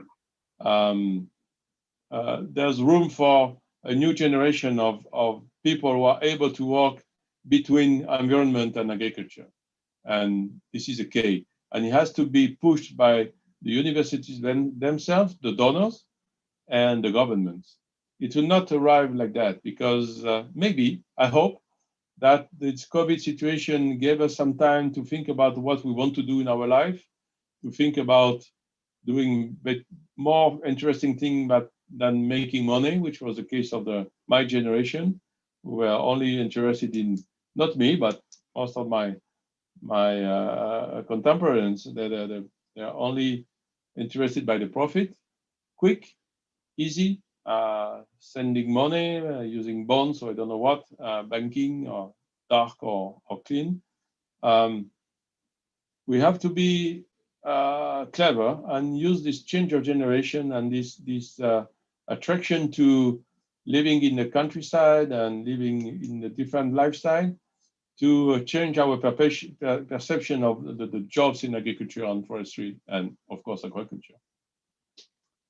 Okay, I don't want to be too long. I think it's more than enough for me. Thank you. Well, Alain, I'd like to continue on what you were just mentioning and some observations on what we see happening in Europe and what we might expect also in other parts of the world. Suddenly in Europe, where 70% of our seafood is imported from abroad, we have suddenly realized that we've become very vulnerable. So this is where there is a new perception on food. Is this not something where, like you say, we need to go more local? We have to focus more on local production and local consumption. On the other hand, we see also what Julie was mentioning at the beginning of the discussion. The interest in agriculture, the interest in aquaculture is really decreasing. So in Europe, we have the big farmers, the salmon, the trout, the bass, and the bream. But then we have also a lot of small farmers. Think about the mollusk farmers in some coastal areas. Think about the carp farmers in some regions. And it is an old generation. The young people are really not motivated to go into the same jobs. So I think this is where, and what I say now for Europe could also apply for other parts of the world, we need to see more stakeholder interaction. At one point of time, I have seen it also in the presentation of Alain. Stakeholder interaction is the place where farmers, and not only the farmers, but the industries that are providing support for the farmers meet and try to come to some agreements and come to some arrangements. Another thing what we see happening, particularly in Europe and maybe also applicable in other regions, is where there is more integrated activities, where a farmer that is only focusing on one item might in fact join with others, not necessarily also in the same farming sector, but in working with similar material or providing energy. So this is what in Europe we call aqua parks. Aqua parks where you could have the producer, but where you could also have the tourist sector, where you could have even the sport fishing sector, where you could look into some new applications, not only the aquatic products as food, but for other uses. So I'm very, very much convinced that we are moving into a new era. Many of us are thinking, well, maybe next year we will be back to normal, but I'm more and more convinced, like you put in the title also for the summer course, we have to think and we have to be creative into a new normal era. I have seen some questions, and I also answered the question first of Julie on probiotics. Well, probiotics, you were right. This has been like a fashion. And using the probiotics, like you also said, sometimes work, sometimes do not work. Do not expect that probiotics, and some companies are providing single bacillus species, others are coming up with a mixture of 3 or 4 or 5 different species. When I explained you about that big diversity of the case strategists, it's not by introducing just a few that even might not be able to survive in the environment or develop in the environment that you are introducing. Now is the time, and of course a farmer does not like such an answer from a scientist, but now that we have the tools, excuse me, now is the time that we need to better study on what are the performing probiotics. We start to see the first publications where people are able to trace the probiotics in the water, in the digestive system, look into their functional roles. So let's say the empirical approach of the past needs to be replaced by a scientifically based protocol. Protein skimmers, yes, very effective indeed in hatcheries. Well, this is the big question. How can we find a similar application for the pond systems? I think first is, what is the source of your water? And there are techniques where you can measure the dissolved organic matter. There is the COD, there are a number of analytical techniques that can be applied. So the first thing that I would recommend to do is to verify on the intake waters, and if you have a choice of intake water, that you can work on the contents of the dissolved organic matter. Maybe I wait, Julie. I see that there are questions coming in, but I cannot read and answer them at the same time. So over to you, Julie. Hello, Julie.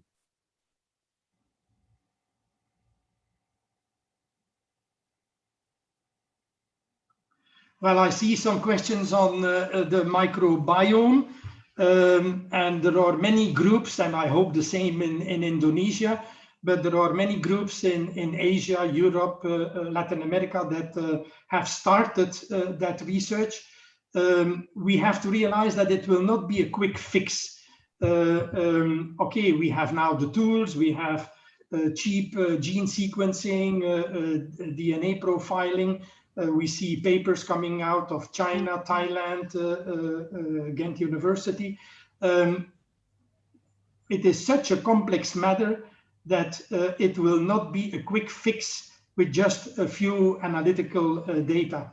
But this is where, again, the sad thing for the farmers want the answer yesterday, where the knowledge we have today requires some further study. I also see a question on frequency, shrimp feeds and feeding. Well, when we know about the role of these R strategists and a high amount of substrate per bacteria, this is where we see the big advantages in more frequent feed distribution. Of course, if you have to do that manual, it becomes quite labor intensive. But this is where we hear all the positive reports in demand feeding, the acoustic demand feeding, the better results that are being obtained. Thank you. Okay, thank you, Prof. Patrick and Prof. We go to the next question. M. Dandi, please, you can ask directly. Hello, Dandi. Okay, you can open your mic. Yeah.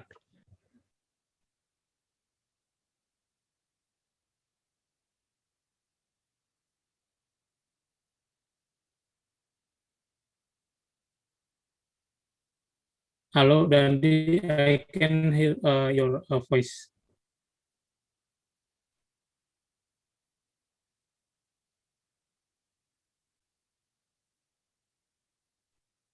Okay, Dandi, could you write on the chat room? Because I can hear your voice. So maybe I will in this chat room there is some question from Pandey Gede Sasmita. I will read for Prof. Sorgelos. Pandey, would you like to ask directly, or I will? Hello, Pandey. Okay. Yes, Mas Yoto. Can you hear me? Can you hear me, Mas Yoto? Yes, yes, I can hear. Yes, sorry. Yeah. Good afternoon, everyone. Hello, Patrick. Hello, Professor Ellen. I'm Pandey from Bali Island, from Dayana University. So it's nice to see and hear your presentation, your nice presentation. But one question for Professor Patrick Sorgelos. It is about still with quorum sensing, Professor Patrick. So in the field, we have several questions about the quorum sensing treatment. I mean, quorum sensing disruption treatment for aquaculture. Because we know that pathogenic bacteria or bacteria in general, they can always develop themselves to become resistant or persistent with all of pressure that coming to themselves. So what is your opinion with this quorum sensing treatment? It will be come to the resistant or quorum sensing resistant bacteria, something like that. If you have any suggestion or explanation, please. Thank you, Professor. Okay, Prof. Yes, please. Yeah. Hello, Pandey. Good to hear and see you. Well, this is the question that we always are requested to answer. First, what is the level where quorum sensing happens? And my answer there is it's very variable. So the new knowledge that we have is clear.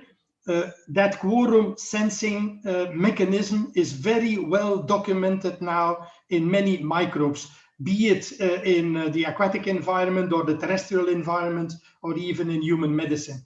The problem is that we do not understand yet what other environmental factors that might interfere. So the message is, and of course that's the message is, keep the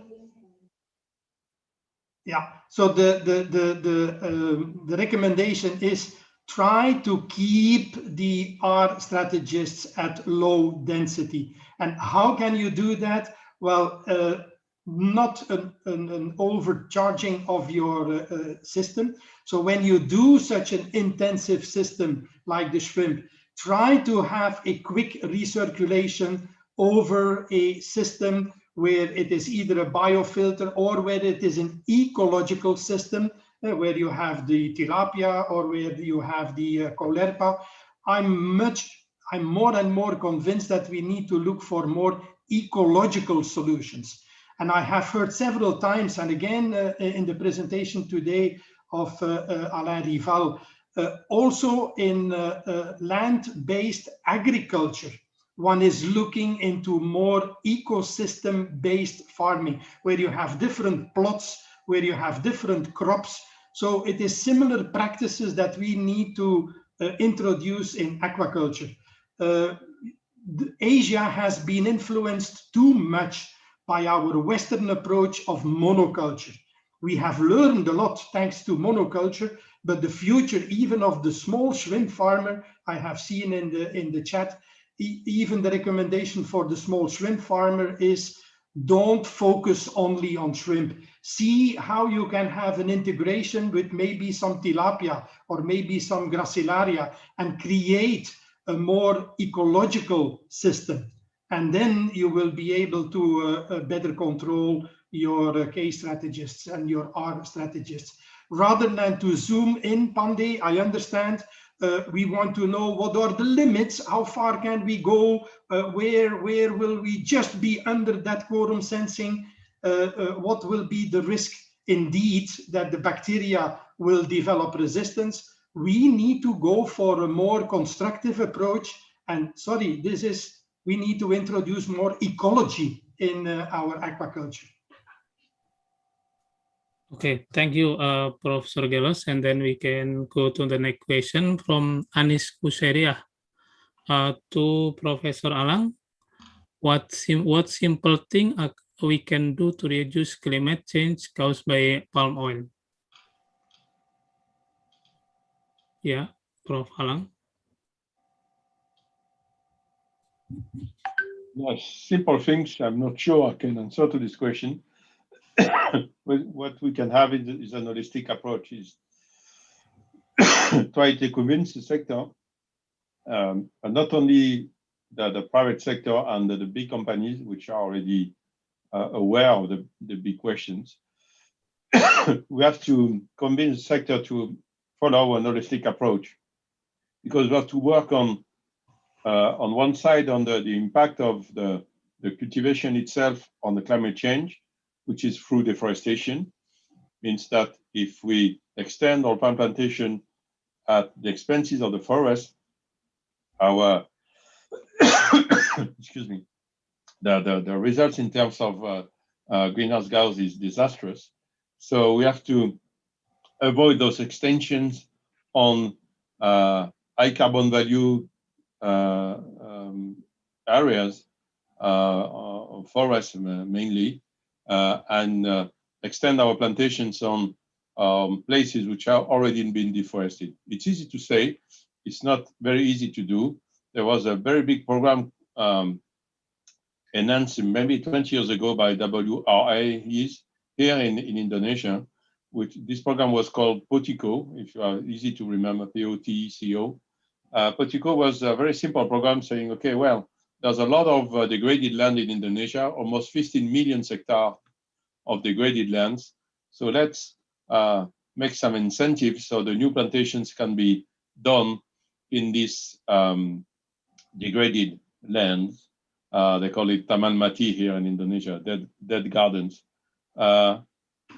Yes, the idea was good, was generous, was very clever, very smart. The reality was a bit more harsh because we had to face again and again this problem of land tenure. It's not because someone came into this part of the country, burned the forest, extract the timber, and then disappeared, that this piece of land does not belong to nobody. It belongs to someone. Someone who disappeared, someone who has changed his name, someone who has resold the company to other people.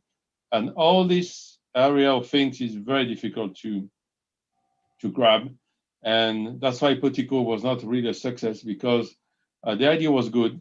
The idea of pushing the plantations in degraded lands instead of high carbon stock or high conservation value forest was very good, but it didn't work very well. But the idea is still there, and maybe there's a role in the governments, in the local governments, to say, okay, this land has not been claimed by no one for 50 years, so now it belongs to the regency, and now we can make the use we want of it.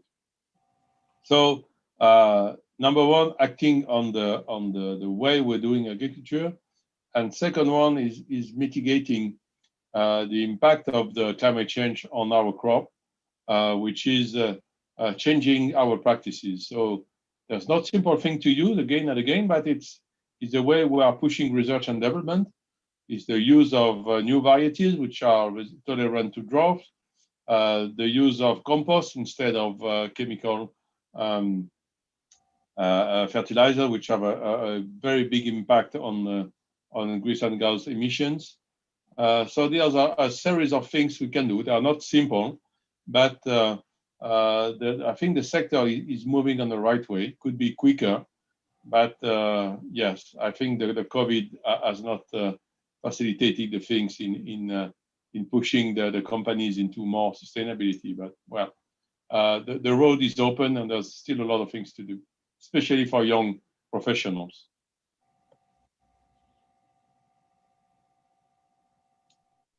Okay, thank Prof. Alan. We can go to the next question from Mr. Ridoni.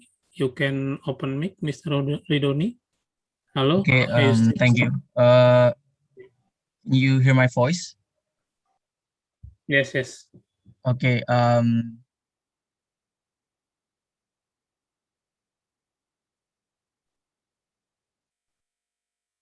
Hello, Ridoni.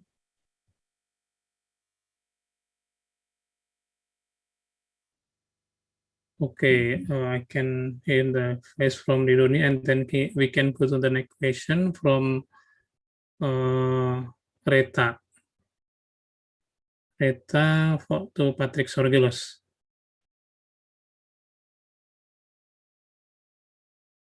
I really interested in the ecological approach on shrimp farming you presented before. That's why I want to know in this pandemic situation, how the farmer maintain a good microbial diversity and stability for the shrimp farming. Thank you.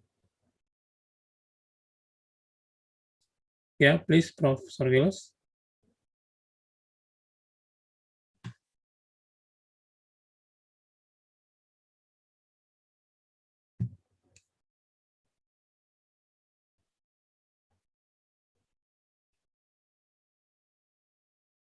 Okay, you should open your mic. Hello, Prof. Sorgelos. Maybe Mrs. Ima, can you open the mic from Prof. Sorgelos? It's already, so you can open it. Yes, now I can open it, but a while ago I was not able to open. Well, I think I answered that question in the previous comments. Even a simple shrimp farmer could go for more integrated farming. Instead of having a few ponds, very intensive paddle wheels, use half of the area and try to have the other half of the area for recirculation, for some conditioning of the water, integrating it with the brackish water tilapia. This is really the way to go, a more ecological approach. And please maybe have a look at the video that I was referring to at the end, the webinar that was organized by the Asia Pacific chapter of the WS. You will see presentations there from Thailand, a couple of them where they are talking about such simple integrated systems. We need to go for a change in our intensive aquaculture. We need to integrate with more ecological approaches. Thank you. And then next question also for Prof. Sorgelos from Magdalena Leni. Hello, Leni. Would you like to ask directly to Prof. Sorgelos? Lenny? Okay, yes, thank you.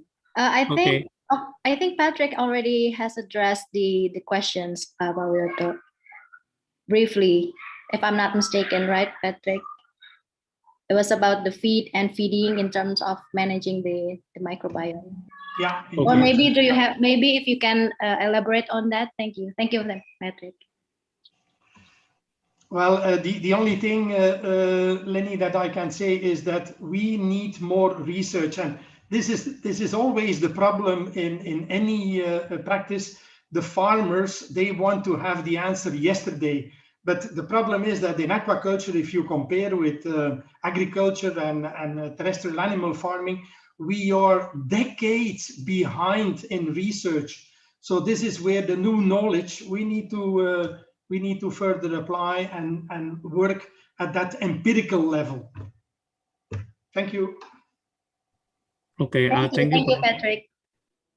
And then we have some question from to Prof. Alain from Regita.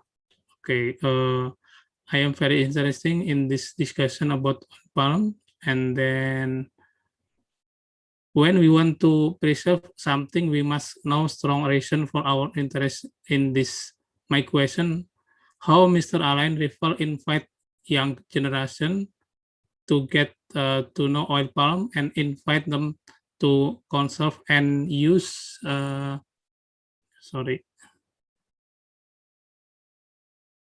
I lost the, okay. I lost the question. Maybe I have to check again. Okay, this is the question.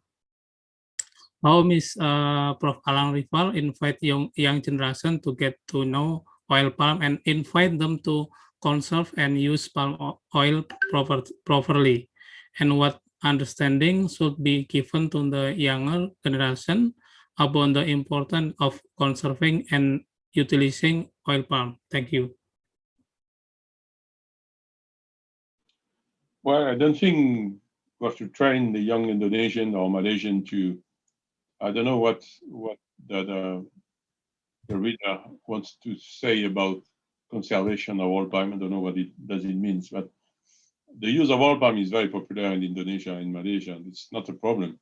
Maybe the urbans, they've been polluted by the messages on the fake or the very simple messages about palm oil, but they are still connected to the land, which happens in many cases. They know how it is. They know that oil palm can provide a lot of benefit to the livelihood in the countryside if it's well planted, if it's well managed. So we don't have to make a lot of education inside Indonesia and Malaysia about that. What we need is to drain our students and young professionals into the activities of which are related with agriculture and ecology. And because it's the same things, I wanted to show on my slides on the talent project. I'm not sure if you're going to succeed because it's a project and it's just beginning. So we have 5 years to see if it was a good idea, but I think it was. And if it doesn't succeed, not because it was not a good idea, it's not because we are not good lecturers or not good professors, which is another problem. To my idea, the big challenge is there. It's probably on the shoulders of the universities as well, is to promote, to show off, to promote that, as my colleague said at the beginning of this webinar, show that Indonesia is well placed, that the universities are well ranked, that if you go into IPB or Gajah Mada or USU, you will receive very good training. You will have a connection to the world. You will have jamborees and summer schools, and you will meet with young students from France, Indonesia, Thailand, Australia, whatever. Exactly what this present IPB Scholar Advocacy is doing. This is very important. It has to be promoted because I'm sure that the other careers like networks or informatics, this kind of thing, they don't need to be promoted because they are very sexy. They are not dirty. You can work in an office. It's very clean. It's not tiring. You don't have to take your Land Rover and go into the fields and be stranding in the marshes and bitten by mosquitoes. But at the same time, you have to show that these jobs are very useful to the country. These jobs are the key of the development of the country and the harmonious development of the country. Because in a country like Indonesia or the neighboring countries in the ASEAN, if we don't pay attention to this question of the balance between the countryside and the cities, it's going to be a very, very severe problem. Prediction said that there will be no more farmers in 50 years in Indonesia. I cannot imagine that.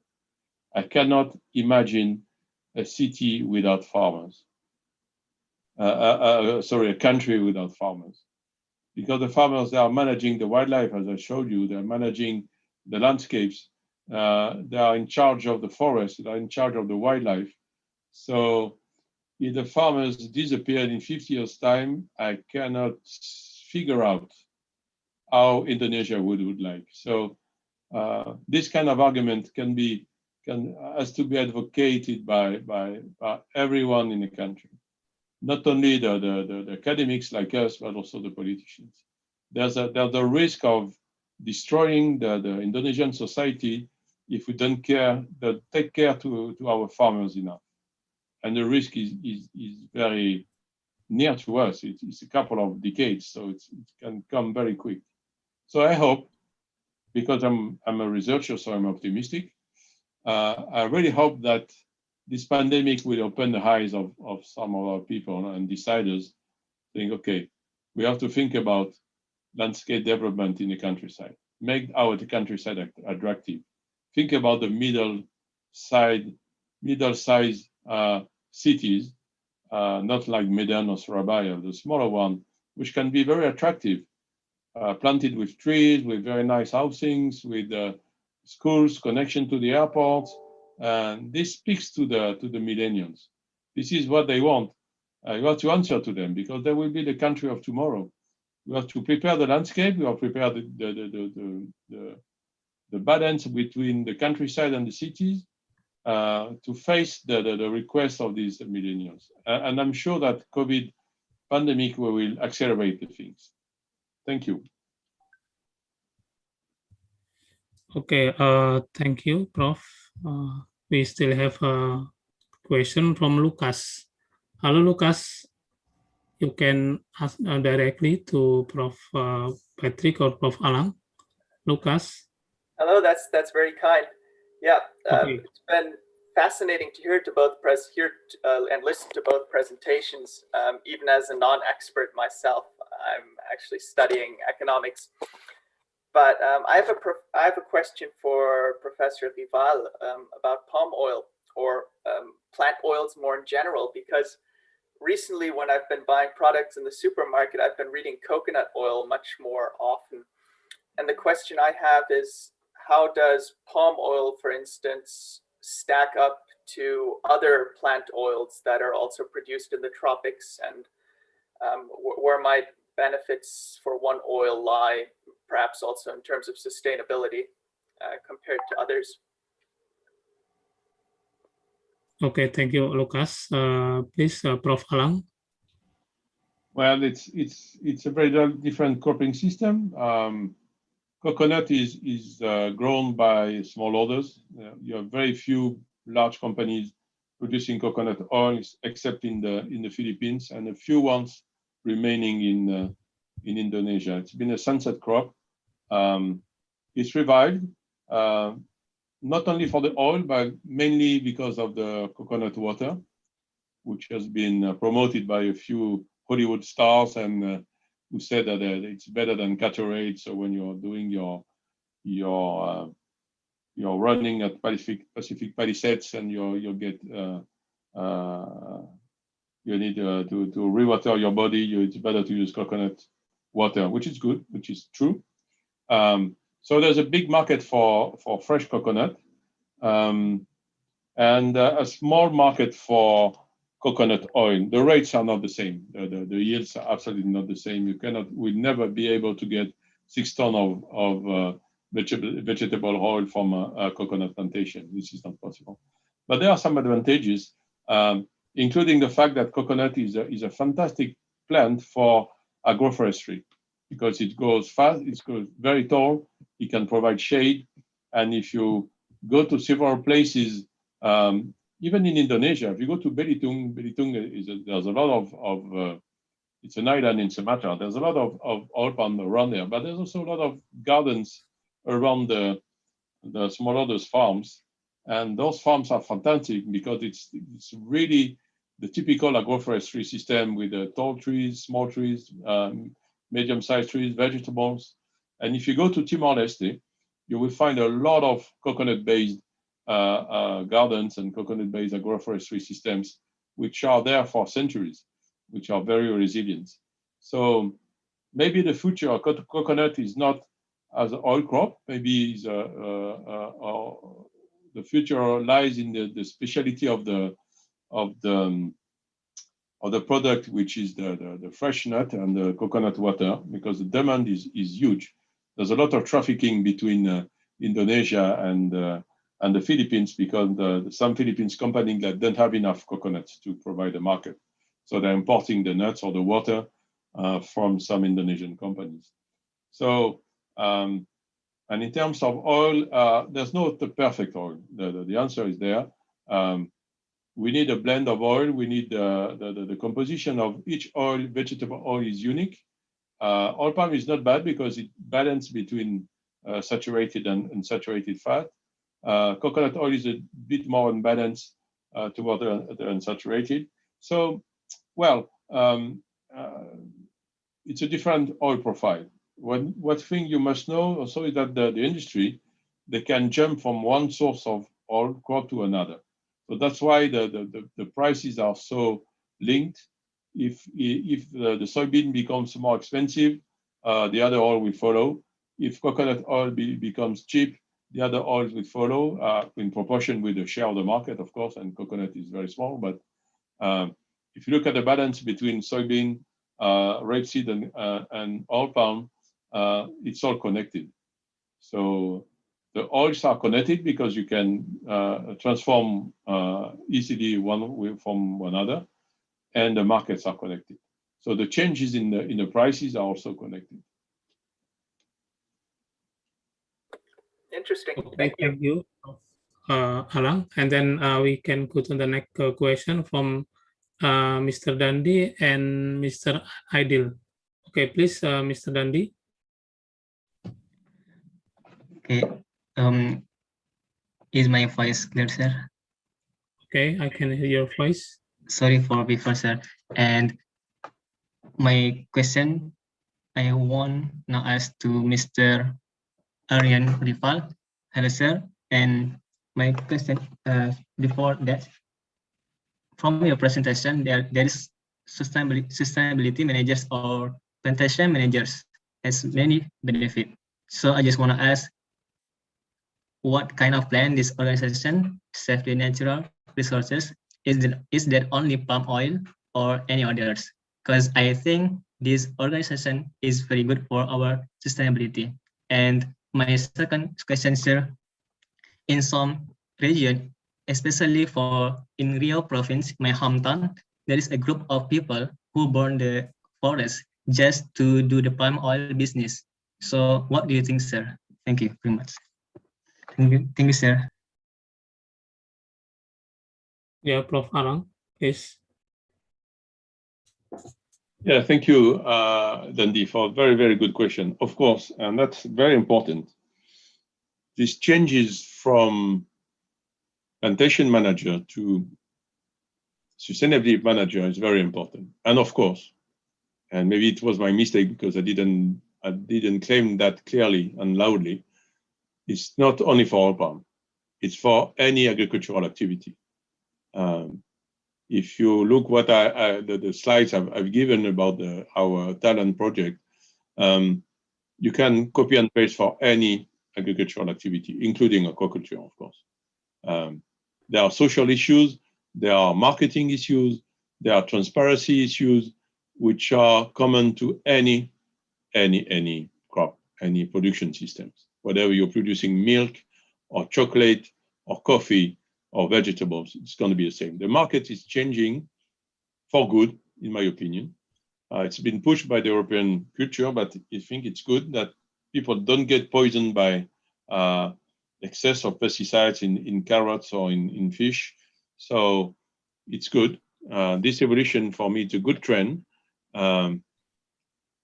The problem is, as we said, is the structure of the market is still very post-colonial.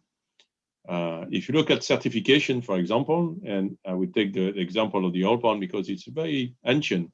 I've been working on oil palm certification for more than 20 years. You guys cannot imagine that because maybe we were not born or just babies at that time. But the idea of certifying not only the product, because there's a long story of certifying the products, especially wine in France and cheese, the Camembert, the Côte du Rhône, all these products have the name which is linked to a landscape. So this is ancient. This is from the Middle Age, and it was all around Europe. It was the case in England. It was the case in the Netherlands. It was the case in Germany. So we are used to attach a product to a place of origin. Okay, simple. But if you talk about tropical commodities and you talk about certification of sustainability, this is another story because you're not qualifying a product, you're qualifying the way you produce this commodity. Do you use child work? Do you are the women's rights correct? Are the workers' rights correct? This is for the social side. And then if you look at the ecological side, do you have did you cut some forest to extend your plantation? Did you manage your waste? Did you pollute the rivers? Did you pollute the lakes with the sewage from your factory, the oil factory, or your rubber factory, or your coffee factory, which are big pollutants as well. So this question of qualifying the way you are producing a commodity is common to any product. And I'm quite happy, and it's like that, I've done nothing for that, that oil palm has been a pioneer. The idea of making a smallholders roundtable, which is called RSPO in the case of oil palm, which has been done for forest product by FSC, Forest Stewardship Council, before that, just before that, maybe 5 years before. This idea of having a roundtable, mixing all the stakeholders and inclusively, which is still to be perfect, to be attained, because it's still, we're not perfect at this stage. There's a lot of people who are not sitting on the round table on oil palm, on RSPO. But we're improving. There are a lot more people, a lot of more smallholders, people from the forest, which can have a voice on this round table. So yes, to conclude,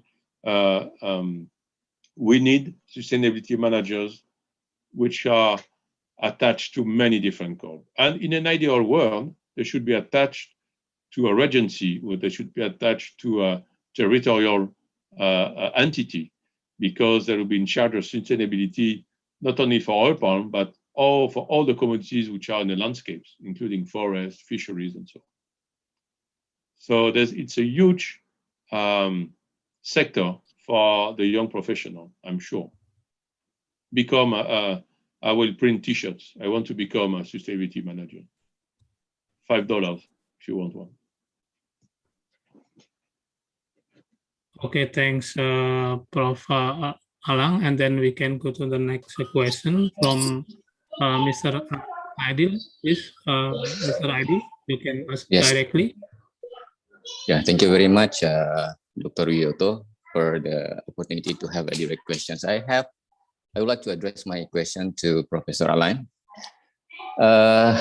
In your presentation, so you talk about CIRAD, and CIRAD has a partnership with many countries in Southeast Asian countries, with the universities, the government, so on. And the objective of CIRAD, if I'm not mistaken from the presentations, is to conduct research, to support research, not only in one commodity of plant, but many plants. But here I would like to focus on oil palm. CIRAD also support the research in oil palm. You said that about the carbon in water sequestration, and then photosynthetic respond to drought condition due to climate change or so on. And the objective is to tackle the poverty issues. Of course, following to the environmental issue right now. And I have question, simple question is, actually palm oil, we have abundant yield of CPO. The problem is European Parliament countries do not allow to import CPO. And I'm not sure, probably France, one of the countries, and CIRAD as a representative of France. I would like to know, I'm thinking that my perceptions, CIRAD is in the middle. One side is to support for the cultivation development of palm oil, to increase the economic level to the people in Southeast Asian country. And in another side, we cannot enter the European market. So my question is, what is the rule or the effort from CIRAD to, to handle these issues? Thank you, sir. Your question is a big trap, so I will not jump into the trap. But the answer is very simple. Evidence, scientific evidence. This is our job. I'm not a member of the European Parliament. I'm not a politician. I'm a scientist. I'm an academic. So I want to discuss. I want to publish. I want to be part of seminars and congresses and on facts and figures, not on beliefs. So I am lucky because CIRAD is there for 80 years now. And none of the various governments we had in France has never put a single gram of pressure on CIRAD about the way we are doing our research on oil palm.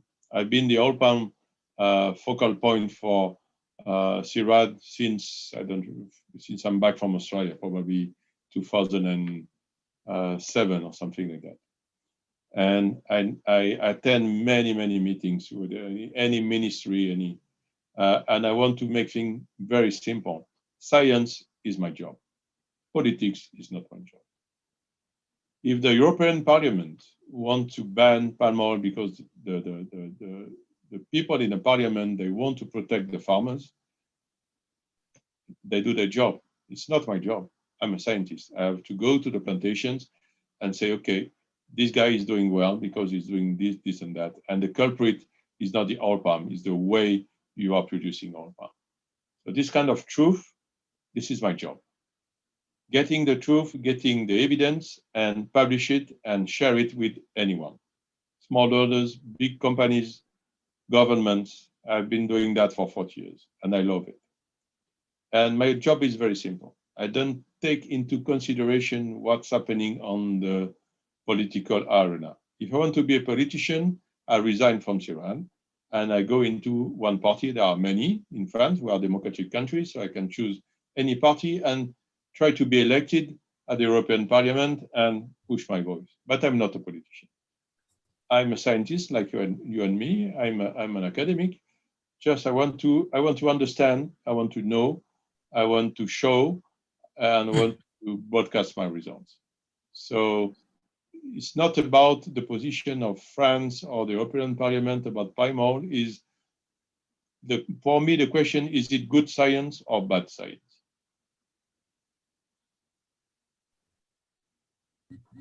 Okay, thank you, Prof. Alang. Because of the time, ladies and gentlemen, we finally come to the end part of this webinar.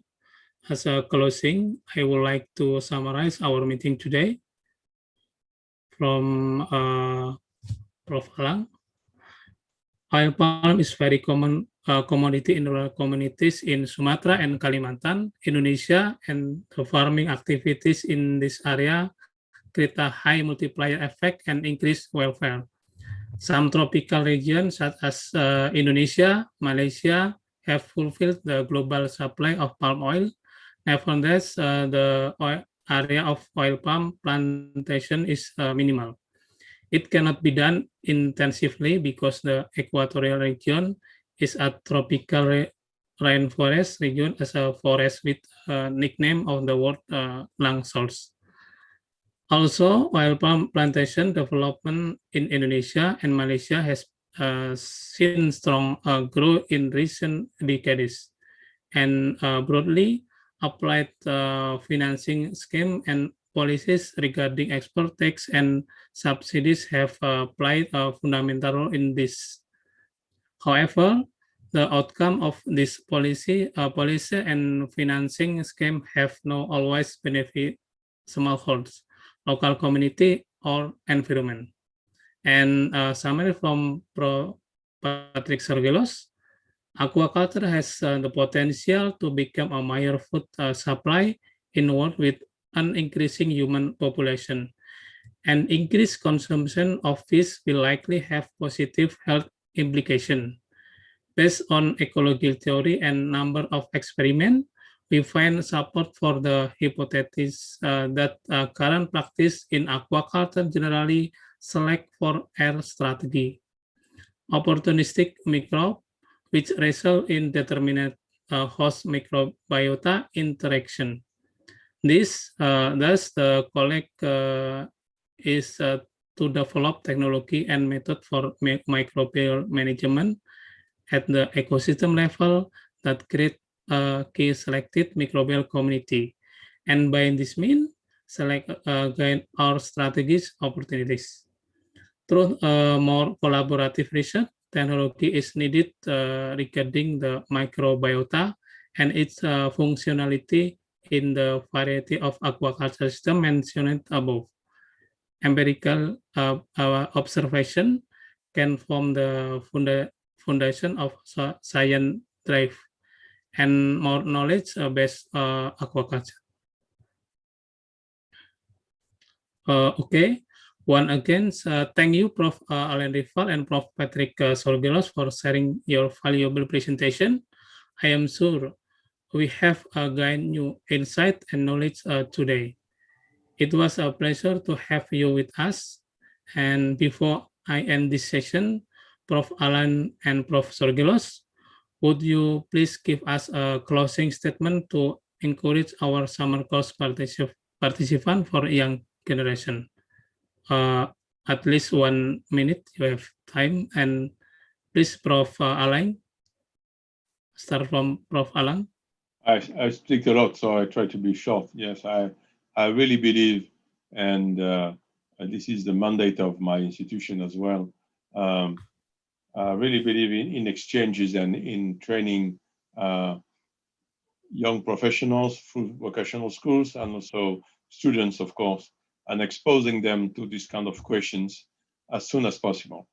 Because I'm sure that the crisis we have in trying to connecting people from the cities, educated people from the universities with questions and problems rising from the field or rising from the forest or rising from the sea it will require a lot of effort. So thanks to the International Summer Course and at IPB and the vocational school to maintain the flame alive, maintain the momentum, because it's very important to keep on organizing those exchanges and keep our young people realize that sustainability is something which can be easily shared with many people from many different scientific fields. Thank you for inviting me. It's been a great pleasure, and I'm really keen to participate in any other meeting or any other summer course if I can be useful and discuss with people committed to these sustainability issues. Thank you very much again. Okay, thank you, Prof. And then Prof. Sorgelos, please. Well, I confirm what Alain was just mentioning. Congratulations to IPB. I think this is a very important initiative.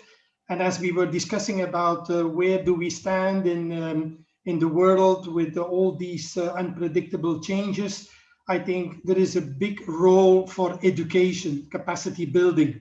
And I think this is where it is through the young students. And when I say young students, I'm even going to primary school. I think this is where we need to bring a new idea about the future, the role of the farmers, not the isolated role of the farmer who is producing food, but how this needs to be integrated in social life, in taking responsibilities, in interacting with all. So please keep going with these international courses. Do it also on a multi-stakeholder level. Very important also that maybe you invite even some farmers or some people from legislation to participate and interact in your meeting. And do it also at the regional level. Very important, as Alain was also saying, it's not just the problem in Indonesia, it is Southeast Asia, You have a great network with the ASEAN Fisheries and Education Network. So please continue the good work. Congratulations. Thank you. Okay, thank you, Professor Sorgelos. Ladies and gentlemen, please give a virtual applause to the speakers by clicking the symbol reaction in the bottom of the Zoom screen and then click applause. Finally, it's been my pleasure to host this event. Thank you all for participating in this event. Looking forward to meeting you in our next webinar series. Thank you. I will hand the time over to the Master of Ceremony in this international webinar. Mrs. Ira, please. Yeah, Dr. Wiyoto. Thank you so much for guiding the session, Dr. Wiyoto. And of course to Professor Rizal and Professor Sarjulu for the fruitful presentation. Okay, well, ladies and gentlemen, that's all we've got for you here today. We hope you have learned and enjoyed the presentations. And we thank you to participants for your active participation. Before we sign off, we'd love to invite you again to our next webinar, which will be held on tomorrow, tomorrow on the 6th of July with the topics, which one is the topic? Innovation and adaptation in the era of VUCA. Yeah, okay. Keep updated for the next webinar also. So on behalf of College of Vocational Studies of IPB University, thank you all for finding time and joining us, and have a great rest of your day. Stay healthy. Wassalamualaikum warahmatullahi wabarakatuh. Waalaikumsalam warahmatullahi wabarakatuh. Thank you, Prof. Thank you. Terima kasih, kasih, Prof. Ira. Patrick. Thank you, Prof. Alain. Bye. Thank you, Bye-bye. Prof. Bye. Patrick. Thank you, Prof. Stay healthy. Be careful. Yeah, you, Prof. keep safe and stay safe and keep healthy. Will do. Yeah. Thank you. Bonne Bye. journée.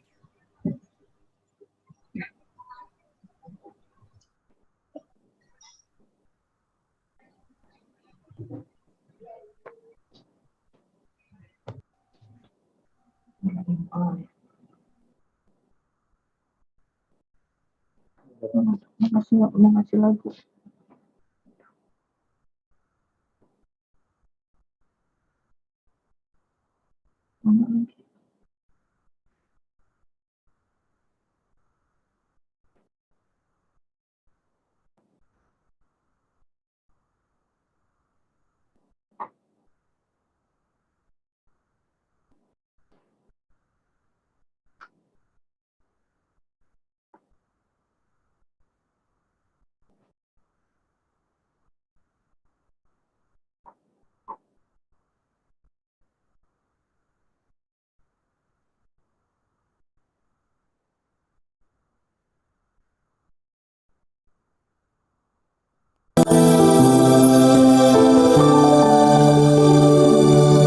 Kampus terbaik, inspirasi, tebarkan harapan. Kampus terbaik, inovasi, wujudkan impian. Kampus terbaik, integritas, kuatkan tujuan. Kampus terbaik, beri terbaik untuk negeri, untuk dunia, umat manusia, dan alam semesta.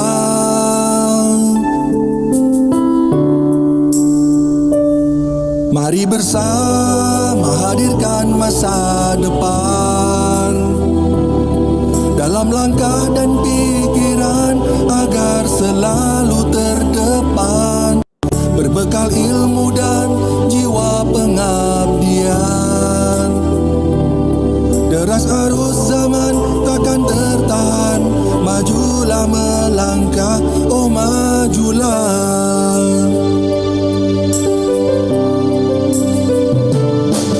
Kampus terbaik, inspirasi, tebarkan harapan. Kampus terbaik, inovasi, wujudkan impian. Kampus terbaik, integritas, kuatkan tujuan. Kampus terbaik, beri terbaik untuk negeri, untuk dunia, umat manusia dan alam semesta. Mari bersama hadirkan masa depan dalam langkah dan pikiran agar selalu terdepan, berbekal ilmu dan jiwa pengabdian. Deras arus zaman takkan tertahan, majulah melangkah, oh majulah.